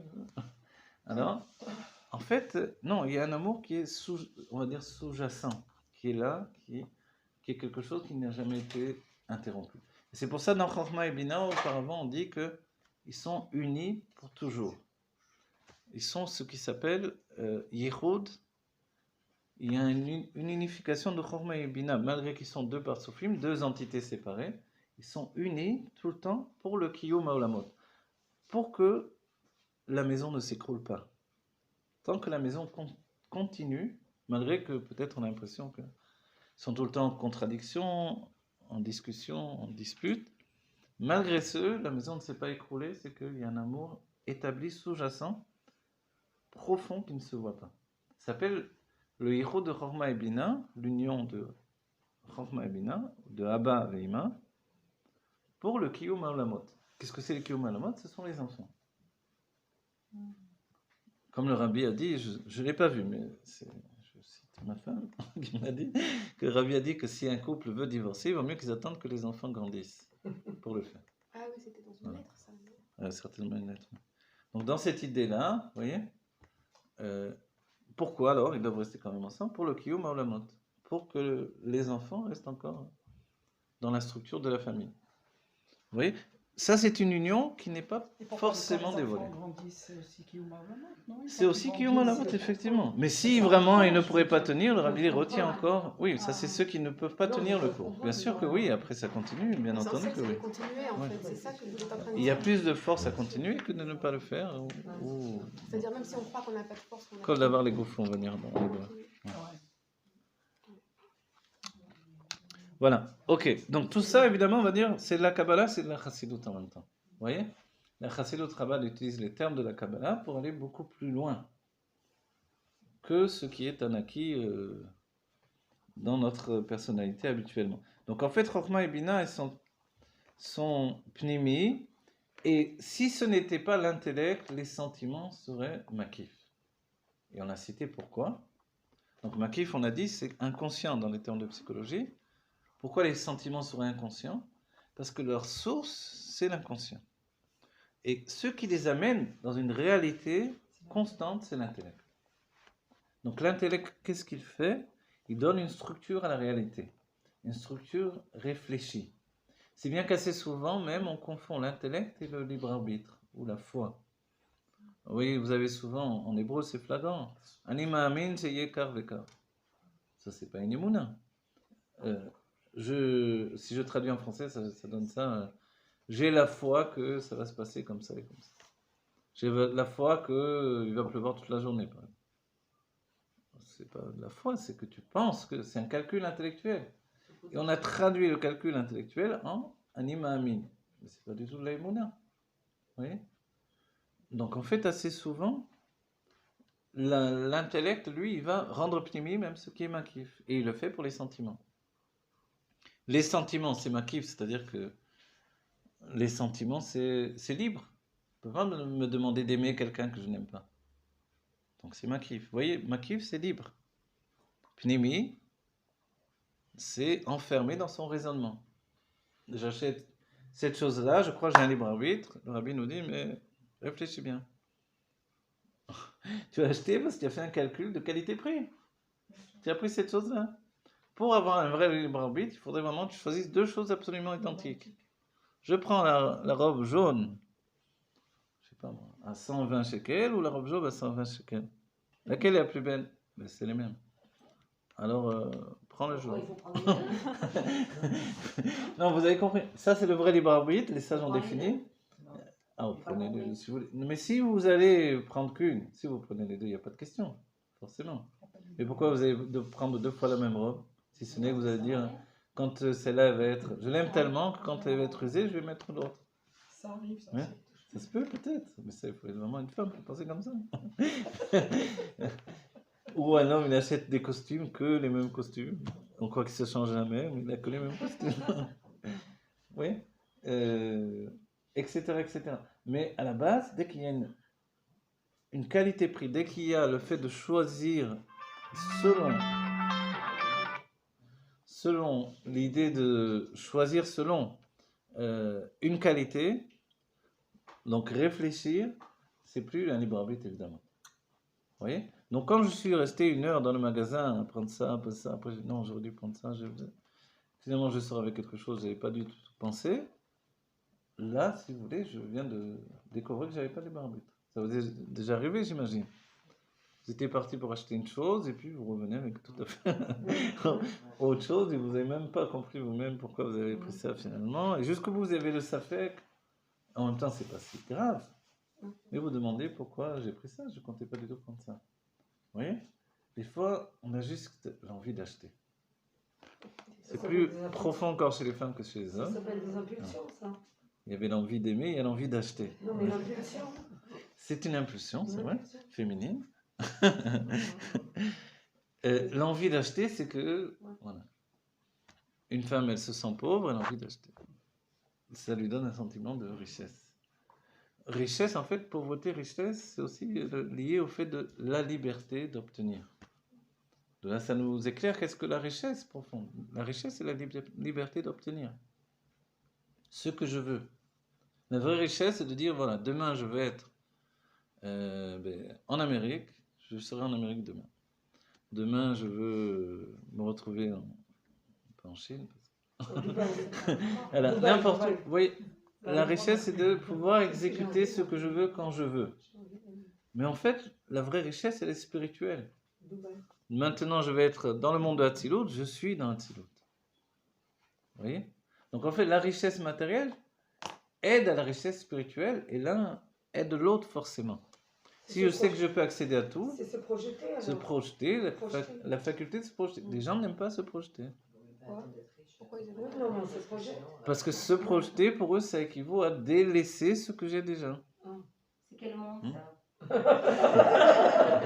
C'est quoi ça? C'est Non, Asia, ça? alors, c'est Asiya, mais il y a du bien et du mal dans chaque chose. Alors, si vous maintenant, voulez. elle a tout compris. En fait, c'est toujours Voilà, il faut... lâcher prise. C'est notre monde, ça? De positiver. Hein? C'est Hein? notre monde. Oui, c'est notre monde. De positiver. Ouais, d'où ça vient? Alors, de positiver, ça c'est le date en fait. Le date qui absorbe en fait. D'abord, on le fait également parce qu'on a appris que c'est bon de positiver, mais quand c'est inné, c'est qu'il y a des âmes qui sont quand même positives malgré tout. Malgré tout ce qu'elles peuvent traverser, qui viendrait leur prouver que de bien penser, ça ne change pas la réalité. C'est un sentiment. Or, malgré tout, elles sont convaincues que non, bien penser, ça change la réalité. Oui. Et la première réalité, c'est ma sensation de la réalité. Dès qu'on a compris que c'est ma sensation de la réalité qui fait la réalité, que je vis, en fait, pensez bien, ça change toute ma perception. Compte tenu que la réalité n'est qu'une perception. Si je pense bien, je peux ne percevoir que des bonnes choses, en fait. Mais quand je vois les choses d'un mauvais œil, je les vois mal. Souvent, par exemple, dans la famille, dans le couple, dans les amis proches ou les frères et sœurs, on voit comme l'autre. Et ça nous donne des réactions qui ne sont pas les nôtres. D'être nerveux, d'être violent, parce que tout à coup, j'emprunte à l'autre quelque chose qui lui appartient. Vous voyez? Ça existe aussi, ça. Si bien que les enfants, quand ils sont les adolescents en bande, et les adolescents seuls, sont tout à fait différents. Quand ils sont dans leur groupe, vous ne pouvez pas vraiment réussir à les aider. C'est très difficile. Quoi qu'il en soit, on peut, mais c'est très difficile. Quand vous isolez un adolescent, vous pouvez lui parler et accéder à son cœur plus facilement. Parce que finalement, il y a des sentiments d'emprunt. Autrement, les comédiens ne pourraient pas jouer dans les films et dans le théâtre. Voilà.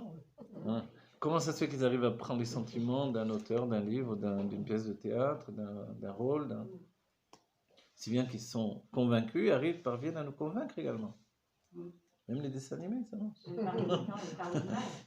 La petite fourmi, elle a tout à coup de la peine et vous pleurez à cause d'une petite fourmi. Elle a évoqué en vous quelque chose qui vous parle. On a pris un sentiment d'emprunt qui a parlé à quelque chose de vrai chez moi, dans ma mémoire. Si je n'avais rien vécu de tout ça, en fait, dans ma vie, ça ne me toucherait pas. Mais on a tous vécu des choses qui sont semblables, identiques, etc. Parce que c'est un plan divin qui est le même pour tout le monde, en fait. Avec des alternatives, on va dire, des plans, des séquences différentes, mais pratiquement, on a tous la même base de vie. Parce qu'on doit passer par des événements qui nous amènent à des conclusions. En fin de compte, si on a l'amour d'Hachem, on n'a plus besoin de se poser toutes ces questions. Voilà. Ça, c'est l'esprit de Chorma. Vous voyez? C'est-à-dire, la Chorma, elle fait ça. Elle simplifie les choses et dit voilà pourquoi je me casse la tête. La Chorma, c'est bien, mais c'est un frein aussi pour avancer. Vous voyez? Elle traduit tout par le fait que bon, tout est Dieu et c'est fini. Oui. On va dire, mais pourquoi ils ont écrit tous ces livres, tous ces trucs? Pourquoi ils nous cassent la tête, nous prendre... Qu'est-ce qu'ils veulent de nous? Oui, ils veulent provoquer la réflexion intellectuelle, qui est en fait la faculté de se projeter dans toutes les situations sans bouger de là où je suis, en fait. Vous comprenez? Mais c'est vrai que l'une des grandes questions, c'est pourquoi on doit aller dans le monde, trouver le monde et vivre des choses dans le monde, alors qu'on pourrait tout vivre de là où je suis. Et le fait qu'aujourd'hui, tout se résume au confinement par Internet, etc., on voit bien que l'autre situation existe de plus en plus. De là où je suis capable de vivre toutes les situations, puisque avec un téléphone, un ordinateur, j'ai le monde entier dans mes mains. J'ai plus besoin d'aller dans un autre endroit pour le vivre. Et vous savez ce qui se passe? Les gens qui vont dans des endroits, ils ont leur portable à la main, quoi. Leur portable à la main. Ils vont au bord de mer et puis ils regardent... Mais quand il se filme au bord de mer, alors il va le regarder, il va mieux le voir. Il est tellement habitué à le voir sous le... virtuel. Voilà, en virtuel, que quand il le rencontre dans la réalité, ça ne le touche pas réellement, comme ça aurait dû le toucher précédemment. Donc il y a une fait de ne pas reconnaître la réalité comme on la reconnaissait auparavant. Si bien que malgré que j'aime la nature, j'aime le ci, j'aime le là, il y a une sorte de déception qui nous prend un petit peu, qu'on n'avait pas peut-être dans les siècles précédents. Quand quelqu'un voyait la mer, avant c'était pareil. Aujourd'hui on dit toujours ouais, mais après 5 minutes, bon, qu'est-ce que je fais maintenant? Oui. Bon, il y a un côté, bon, voilà. C'est la tmimout, ça. Voilà. Il y a la tmimout, elle est capable de s'abandonner, mais il y a aussi le fait qu'on est lassé de cette réalité qui masque le divin. Blasé, lassé. Voilà. C'est ça, c'est exactement ça. Oui, Voilà. oui, parce qu'on étudie, alors on dit allez où? Exactement. Donc on a bien conscience, bon d'accord, tu vas aller à Dubaï, tu vas aller en Grèce, tu vas aller en Turquie, tu vas aller un truc, mais au bout du compte, il est où Dieu? Il est partout, et pourquoi il ne se dévoile pas de manière absolue? On est bien ici. Voilà. En fait, c'était quoi? Mais c'est peut-être parce que nous aussi, comme vous l'avez dit, on le ressent, on le vit. En fait, donc le monde peut être ce qui s'appelle dans la Kabbalah, on appelle ça kafakela. Kafakela, c'est de courir après un désir présumé ou un plaisir présumé, mais qui n'a pas vraiment d'attache dans la réalité. Pourquoi? Parce que je suis une âme immatérielle. C'est un supplice de l'âme. Mais nous, on le vit, on n'a pas besoin de le vivre en dehors de notre réalité. On peut le vivre ici. Vous voyez ceux qui regardent un film et ils ont 36 écrans en même temps là. Ils regardent le film, ils regardent le foot, ils regardent la météo, ils regardent... Il y a des gens qui regardent comme ça aujourd'hui. Oui. Eh oui, ça existe, bien sûr. Alors, ça coûte plus cher d'avoir toutes les chaînes en même temps, je sais pas. Alors, donc, on va dire, mais il faut être tapé pour regarder les choses comme ça. Parce qu'il a peur de manquer ça, c'est en même temps qu'il regarde ça, et puis... ça suffit, hein. C'est mon téléphone. T'as compris pourquoi je suis... Oui, changez votre sonnerie. Ah oui, mais pas mal sonnerie. Elle dit qu'elle est angoissante. J'aurais dû couper, vous auriez dû me dire. Non, ça fait. Voilà, il y a Elisabeth Attal qui dit bravo, c'est très clair et explicite. Voilà. C'est bien, merci beaucoup. J'ai rien compris, moi. Non, alors voilà, on essaie de comprendre. De plus en plus dans les cours, on essaie de comprendre des choses de Chassidut qui sont innées, mais on essaie de les expliciter de plus en plus, ok? Et plus on explique et moins on comprend, c'est vrai, mais ça fait partie de la compréhension. C'est vrai, ça, plus on explique et moins on comprend. Il comprend vite, mais il faut l'expliquer longtemps. Tu auras droit à une deuxième chance.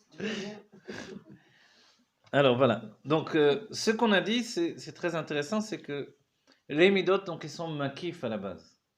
Donc on a dit makif, c'est inconscient. Donc c'est pour ça que quelqu'un naît avec des sentiments inconscients, ce qui veut dire un jour il aime, un jour il n'aime pas, un jour il en a ras-le-bol, un jour il ne veut plus le voir, un jour... oui. Ce truc-là d'aimer, de ne pas aimer, de repousser, d'attirer, ça c'est le propre des sentiments naturels ou des émotions naturelles nées du monde du taux, de mon âme animale. Elle est basée sur comment je ressens, comment je perçois l'amour que l'autre me porte. Si j'ai l'impression qu'il ne m'aime plus, mais moi non plus je ne l'aime plus. Je ne supporte plus. Vous voyez? Ah, mais il y en a qui aiment, Voilà. qui sont Tandis que l'amour de l'âme intellectuelle est différent. L'amour de l'âme intellectuelle n'est pas basé sur la perception, mais sur la compréhension. Par exemple, la personne peut se dire, si il reste ou elle reste avec moi encore, c'est qu'elle m'aime forcément. Bon, peut-être que c'est faux, mais l'intellect fonctionne comme ça, vous voyez? Est-ce que, du coup, si la femme demande au mari, tu m'aimes, il dit, forcément, puisqu'on s'est marié. Ok. Oui, ce genre de réponse, c'est intellectuel. Donc, alors, est-ce que c'est vrai? Attends, on n'a pas dit que c'était vrai, on a dit que c'est intellectuel.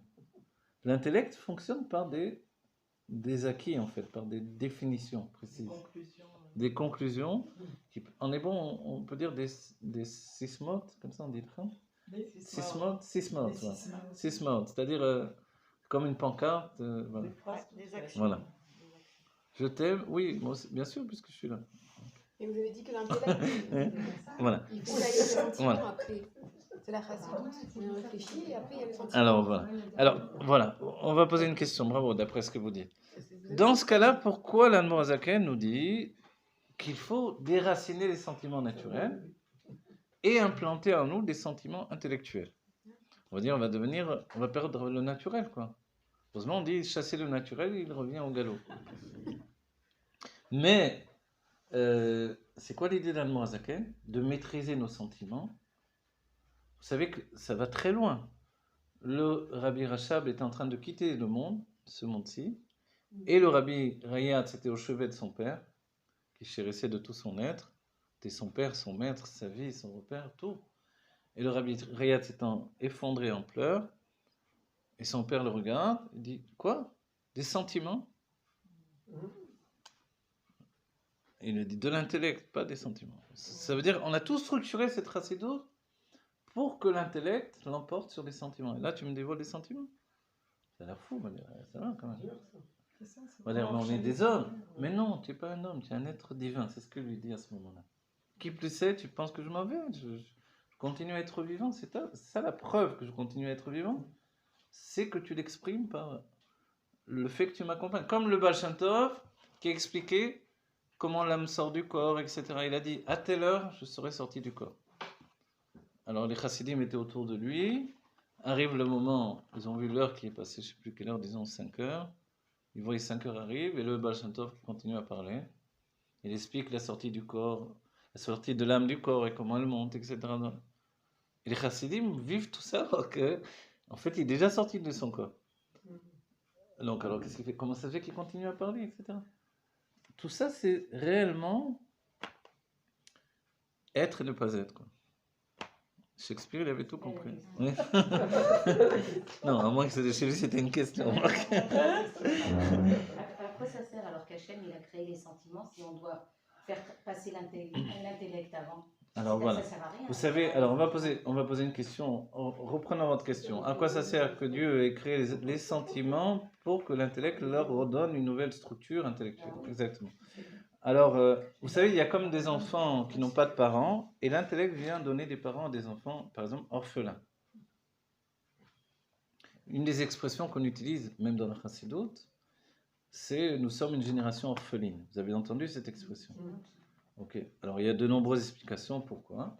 Mais une des explications pnimites, c'est le fait que les sentiments priment, et du fait des sentiments, nous sommes en fait une génération portée par les sentiments. Vous savez qu'au début, juste avant à une époque où le Rabbi Rayat était le Rabbi et le Rabbi était attaché à son beau-père, il a toujours été attaché à son beau-père, il est toujours, mais je veux dire, à ce moment-là, le Rabbi a envoyé une lettre au Rabbi Rayat, il lui a dit, aujourd'hui, les gens n'utilisent plus leur intellect pour comprendre Dieu. Donc grâce à Dieu, ça a changé dans notre époque. Mais précédemment, c'était comme ça. C'est-à-dire la fin de la guerre. Et le Rabbi a dit, il faudrait que l'on commence à raconter des nissim, des miracles. Or, la Chassidut Chabad ne racontait jamais les miracles des Rebbeim et les... C'était pas important. Dans la Chassidut Chabad, ce qui était important, c'était comprendre Dieu. Le Rabbi a dit, compte tenu que les gens ne comprennent plus Dieu, ils ont pensé que leur intellect n'était pas fait pour ça, mais pour gagner leur argent, exclusivement. Donc, il vaut mieux, pour réveiller chez eux l'amour de Dieu, utiliser les nissim et les niflot, les miracles, leur raconter des histoires.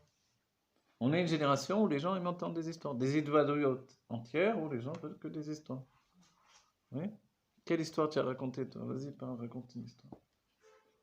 Comment on peut Non, mais vous comprendre? m'avez pas répondu là. J'ai noyé le poisson un peu comme ça. Non. Non, je me réponds à la manière d'un Chassidut Chabad qui fait que j'ai déjà oublié votre question. Non. Regardez, c'est tout notre sujet. Ce que vous dites, c'est bien. C'est exactement le sujet. Le sujet que l'on aborde, c'est l'intellect et pnimi. C'est-à-dire, le pnimi, c'est ça. C'est qui structure. Les sentiments sont maquillés. Ils n'ont aucune structure. Qu'est-ce qu'il y a de bien dans les sentiments? C'est que quand ils se donnent entièrement. D'accord? L'Israélien que vous voyez dans la rue, il a des sentiments en 2 secondes. Il a envie de vous... Il vous traite de tout, il vous hurle dessus. Dès que vous arrivez en Israël, le premier taxi vous a déjà hurlé 3 fois dessus, vous ne comprenez pas ce qui vous arrive. Et à la fin, avant la fin du voyage, c'est votre meilleur ami, quoi. Alors, qu'est-ce qui s'est passé? Vous comprenez? C'est les sentiments naturels. Ils sont merveilleux. Il va vous sauver la vie, cet homme-là. Il se passe n'importe quoi, il est là pour vous sauver la vie. Mais au quotidien, si ce n'est pas en état de crise, il peut être détestable. C'est les sentiments naturels. D'accord? Qui sont basés sur le fait de preuves. Donne-moi des preuves qui vont me donner l'envie de t'aimer. Ça, c'est l'amour de l'âme animale. D'accord? Mais l'intellect, lui, ne va pas fonctionner comme ça. L'intellect, vous voyez, en Chutz La'aretz, les gens sont plus intellectuels que sentimentaux. Vous allez en France, bonjour monsieur, oui, il n'y a pas de souci monsieur, ok. C'est l'éducation. Voilà, c'est l'éducation intellectuelle, en fait. Parce que c'est le pays de l'intellect. Mais, attendez, mais qu'est-ce qui se passe? En réalité, derrière tout ça, cet intellect-là, c'est un intellect de clipin. Du mauvais côté, en fait. Parce que c'est ces mêmes gens de très polis, gentils, etc., qui ont vendu tous les juifs de la France, vous voyez. La France n'a pas été un pays de héros. Une poignée de gens qui se sont battus. Les autres, c'était des lâches, des vendus. Ils étaient pires que les SS, parce que les SS, ils étaient convaincus par une idéologie. Eux, ils avaient juste la bassesse du quotidien. C'est pire. Ouais. Voilà, prendre la maison, prendre les biens, prendre l'argent, prendre... C'est la bassesse du quotidien. C'est ce qu'il y a de plus horrible. C'est la racaille de l'humanité, d'un certain point de vue. Qui peut être à la portée de chacun d'entre nous si on n'y prend pas garde. Le désir d'obtenir, et obtenir encore, et obtenir encore, et obtenir encore. C'est la Midat Hakvura qui veut emmagasiner. Comme Caïn, il veut sans arrêt. Et Dieu lui a dit, mais si tu fais tchouva, ça va aller, sinon c'est une catastrophe avec toi. Et il n'est pas capable de s'arrêter, donc il est capable de tuer tout le monde. Paparazzi. C'est les paparazzi qui téléphonent. Alors, on n'a pas fini le sujet, je ne sais pas à quelle heure il est, peut-être qu'il faut bientôt arrêter, parce que moi, je n'ai pas de montre et mon téléphone, il est mort. 1h15, voyez, donc il ne faut pas tarder à terminer. On a essayé de mettre en place des éléments par rapport au texte. Donc, ces notions, est-ce que vous avez d'abord compris le makif et le pnimi dans les midot et l'intellect? D'accord? C'est ça ce que l'on doit étudier aujourd'hui, si on l'a compris, c'est important. En quoi l'intellect est positif pour les sentiments? C'est que les sentiments vont avoir ce qui s'appelle une midot. Ils vont être constants. Comprenez? Vous l'avez ce sentiment, on l'a tous. Je me lève un matin, j'aime tout le monde, et il y a des jours comme ça, je ne supporte personne. Même je sais pas, celui qui dit la météo à la télévision, je ne peux pas supporter, regarde la tête qu'il a celui-là. Voilà. On va dire tout le monde est comme ça, c'est le taureau. Le taureau, voilà, c'est pas constant. Mais par l'intellect, si ma vie est dominée par l'intellect, je vais toujours avoir un réflexe d'aimer l'autre. Mais on a dit précédemment qu'il y a la pensée qui s'insinue sans arrêt. Et la pensée, on ne peut pas la contrôler, elle n'est pas de nous. Elle n'est pas ni mon intellect, ni mes sentiments, mais elle s'insinue entre l'intellect et les sentiments. Quand je la laisse s'installer, elle va aller vers les sentiments. Parce qu'elle sait que l'intellect, lui, il va tout de suite la limiter, il va essayer de trouver où elle se place, il va voir qu'elle est négative, il va la rejeter. Donc elle va aller dans les sentiments, et là, elle va s'installer dans les sentiments. Et d'où elle vient la pensée? Voilà, c'est toute la question du début du cours. La pensée, c'est pour ça, chez Adam Rishon, c'était son premier poison, entre guillemets, pas pour dire négatif, sa première femme, c'était son premier poison. Sa seconde femme a été sa possibilité, non, c'était comme ça. Voilà. La deuxième femme, Chava Shnia, que l'on connaît, nous, Chava, elle a été sa possibilité de se relever de la chute. Mais la chute était inéluctable. Inéluctable. Alors, non, le Satan, c'est ce qui nous détourne, ça veut dire l'istot en fait. Se détourner du droit chemin. L'homme, Dieu a créé le Adam Yachar. Oui, il a eu 2 femmes. La première était imaginaire, elle était par rapport à Léa. Léa va être l'incarnation de cette première femme. Et Chava Shnia, que l'on connaît, c'est Rachel qui va se réincarner dans cette femme-là. Enfin, le contraire. En fait, il s'appelle Chaya au départ, et la première s'appelle Lamed Yota. Ça s'appelle pas Lilith? Oui, mais il ne faut pas le dire ce nom. Ah, faut pas le dire, oh, pardon. Non, mais c'est pas grave. Parce qu'il y avait un livre là-dessus. Ouais, mais voilà. Faut pas le dire. C'est un nom négatif, il ne faut Ah ouais? pas le dire. Mais bon, c'est pas grave, hein, c'est pas la fin du monde non plus. Pardon, ouais, voilà. C'est le nom d'un démon, on ne dit pas les noms des démons, comme on ne dit pas les noms des anges. Pas qu'on ait peur d'eux, mais c'est pas un truc positif, donc pourquoi faire? Évidemment, ne pas appeler. Il y a des gens qui s'appellent comme ça. Oui, c'est ce que j'avais dit. Ouais. Alors, c'est évidemment non. D'après la Kabbalah, c'est une catastrophe. C'est marrant. Oui. Donc, ce nom-là, hein? Mais c'est curieux parce que la lettre Lamed, c'est la chose Limoud. Vous voyez, c'est la pensée. Vous étudiez tout le temps de tout. Le Yud, c'est la Chokhmah. Après, à nouveau, Lamed et Yud. Donc, ça veut dire 2 fois cette étude d'une sagesse. Vous savez qu'une fois, j'ai attrapé une mouche à la main comme ça. Oui, quand on était jeune, ça nous avait... Elle était fatiguée, celle-là, elle était à la Voilà, retraite. c'est toujours. Elle Non, était à non, la non. retraite. Vous savez comment j'ai réussi? J'étais sûr que j'allais l'attraper. C'est curieux, je vous dis ça pas pour dire que je suis très fort, etc. Mais je ne savais pas pourquoi. Je savais que j'allais l'attraper. Et je l'ai attrapé. Elle s'est laissée faire. Non, pour vous dire. Voilà. Pour vous faire plaisir. Et c'est-à-dire que des fois, on sait que les choses vont arriver et on est capable de les faire. Oui. Et donc, toutes les choses de notre vie sont comme ça. C'est-à-dire que j'ai eu la prémonition d'une chose avant qu'elle n'arrive. Mais en réalité, de manière secrète, on a la prémonition de tout ce qui arrive avant qu'elle n'arrive. C'est un déphasage par rapport au Reshimo, à la Shara, c'est-à-dire à ce qui est déjà écrit à l'avance. Et quelquefois, il y a un petit déphasage, ça fait qu'on sait. Donc du coup, c'est plus facile. D'ailleurs, je n'aurais pas l'idée d'attraper une mouche à la main, puisque je pense que je ne vais jamais y arriver. Et quand je sais que je vais y arriver, c'est facile. Vous comprenez? On ne va pas arriver. On n'y arrive pas. On n'y arrive pas. On n'y arrive pas, effectivement. On n'y arrive pas. Pour savoir qu'on va y arriver, il faut savoir qu'on va y arriver. Et c'est curieux. C'est-à-dire, ce que je vous dis là, c'est pour vous dire que quelquefois, on dit un déphasage, mais à la fois, il y a quelque chose, une osmose en même temps que le déphasage. Il y a le fait qu'on perçoit ce qui est déjà établi à l'avance. Vous voyez? Comme les gens qui ont eu le coup de foudre se sont rencontrés, ils ont dit, voilà, j'ai entendu une histoire, quelqu'un fait un premier shidour et dit, voilà, je veux me marier avec un jeune de Jérusalem. Et alors, c'était le premier shidour qu'il avait fait de sa vie, il était jeune, il avait 18 ans. Donc ses parents, ils ont quand même eu peur. Première rencontre, il dit, oui, je veux me marier. Il dit, attends. Ils ont eu tellement peur qu'ils ont dit, il vaut mieux que tu voies quelqu'un d'autre avant. Et du coup, ils ont séparé ce jeune couple, et puis on voit qu'ils attendaient de se retrouver, et finalement, ils étaient faits l'un pour l'autre. Ça veut dire qu'un jeune homme qui n'a jamais rencontré de fille, et puis la première rencontre de la première fille, il sait que c'est. Voilà. Il a attrapé la mouche. Des histoires comme ça, vraiment. Hein? J'ai vu une histoire comme ça de 2 enfants qui s'aimaient Ils étaient à la maternelle. Ah, ben. Ils s'aimaient, les parents étaient fous, ils voulaient les séparer, ça n'avait pas de sens. Le garçon, après ils se sont perdus de vue, donc c'est des déménagements, tout ça. Le garçon l'a cherché pendant 12 ans. Ouais, 12 ans. Il a eu affaire à une émission de télévision et ils l'ont retrouvé. Mais il fallait voir la rencontre de ces deux-là. Ah oui? Les deux étaient libres, les deux étaient complètement amoureux l'un de l'autre. Tu t'imagines, à la maternelle, c'est quoi ça? Mais il devait avoir changé en plus. Elle a reconnu tout de suite. Ah oui? Oui, elle a Ouais, reconnu. incroyable. Regardez, elle a reconnu. C'est la folie. Vous voyez, ça Et ils se c'est... disent, tu m'as beaucoup Voilà. manqué.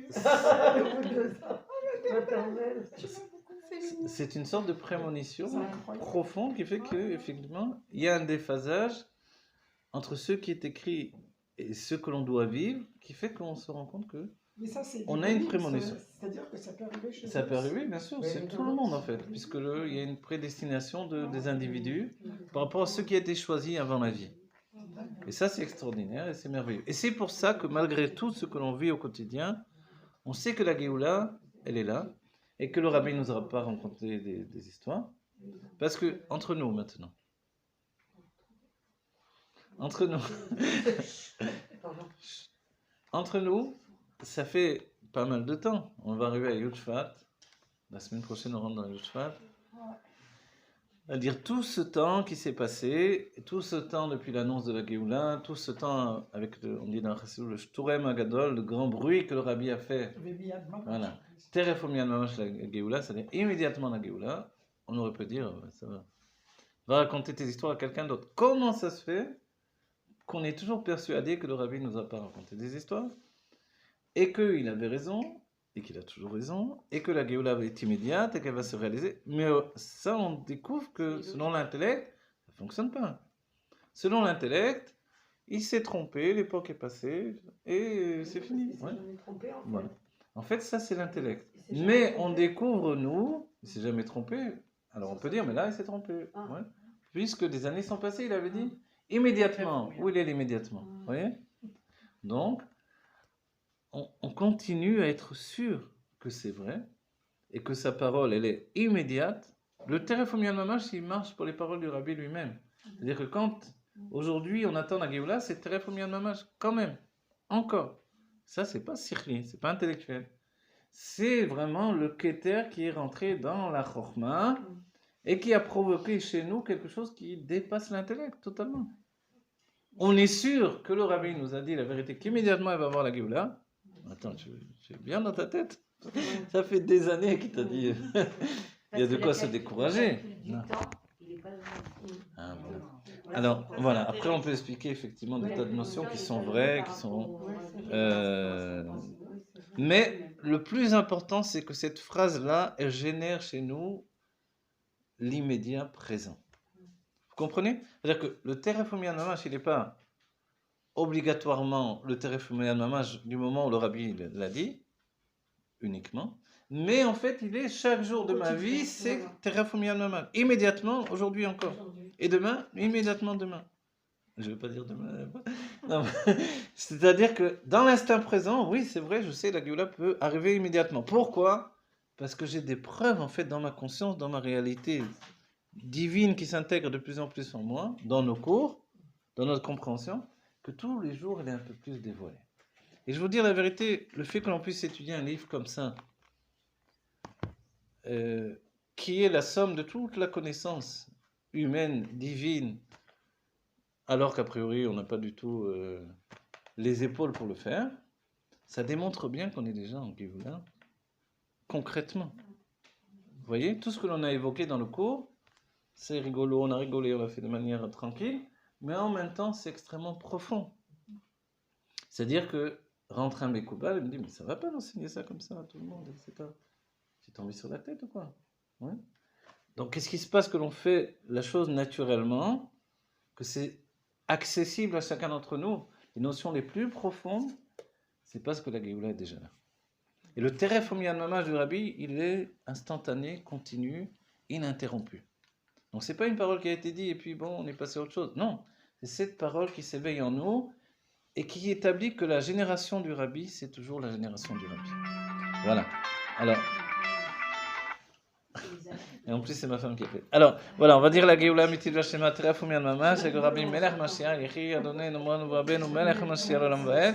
Voilà, que Dieu entraîne immédiatement la Géoula pour tous les Juifs, de tous les temps, dans tous les instants, immédiatement Terafoumian Mama, c'est une bonne santé pour chacun, et que tous on dise au Rabbi Melech Mashiach, Yechi Adonai Nomran Vabenu Melech Mashiach Olam Vaed. Que vous ayez chacun, selon les bénédictions du Rabbi, du bien tangible et véritable, que l'on ait chacun. Atov, Aniré, Vaniglé, Kipshuto, Mamash, que tous on parvienne à apporter notre part de Géoula qui construit la Géoula Klali de tout le peuple d'Israël pour entraîner la Géoula Mitil Vashtema immédiatement. Chi Amelech HaMashiach.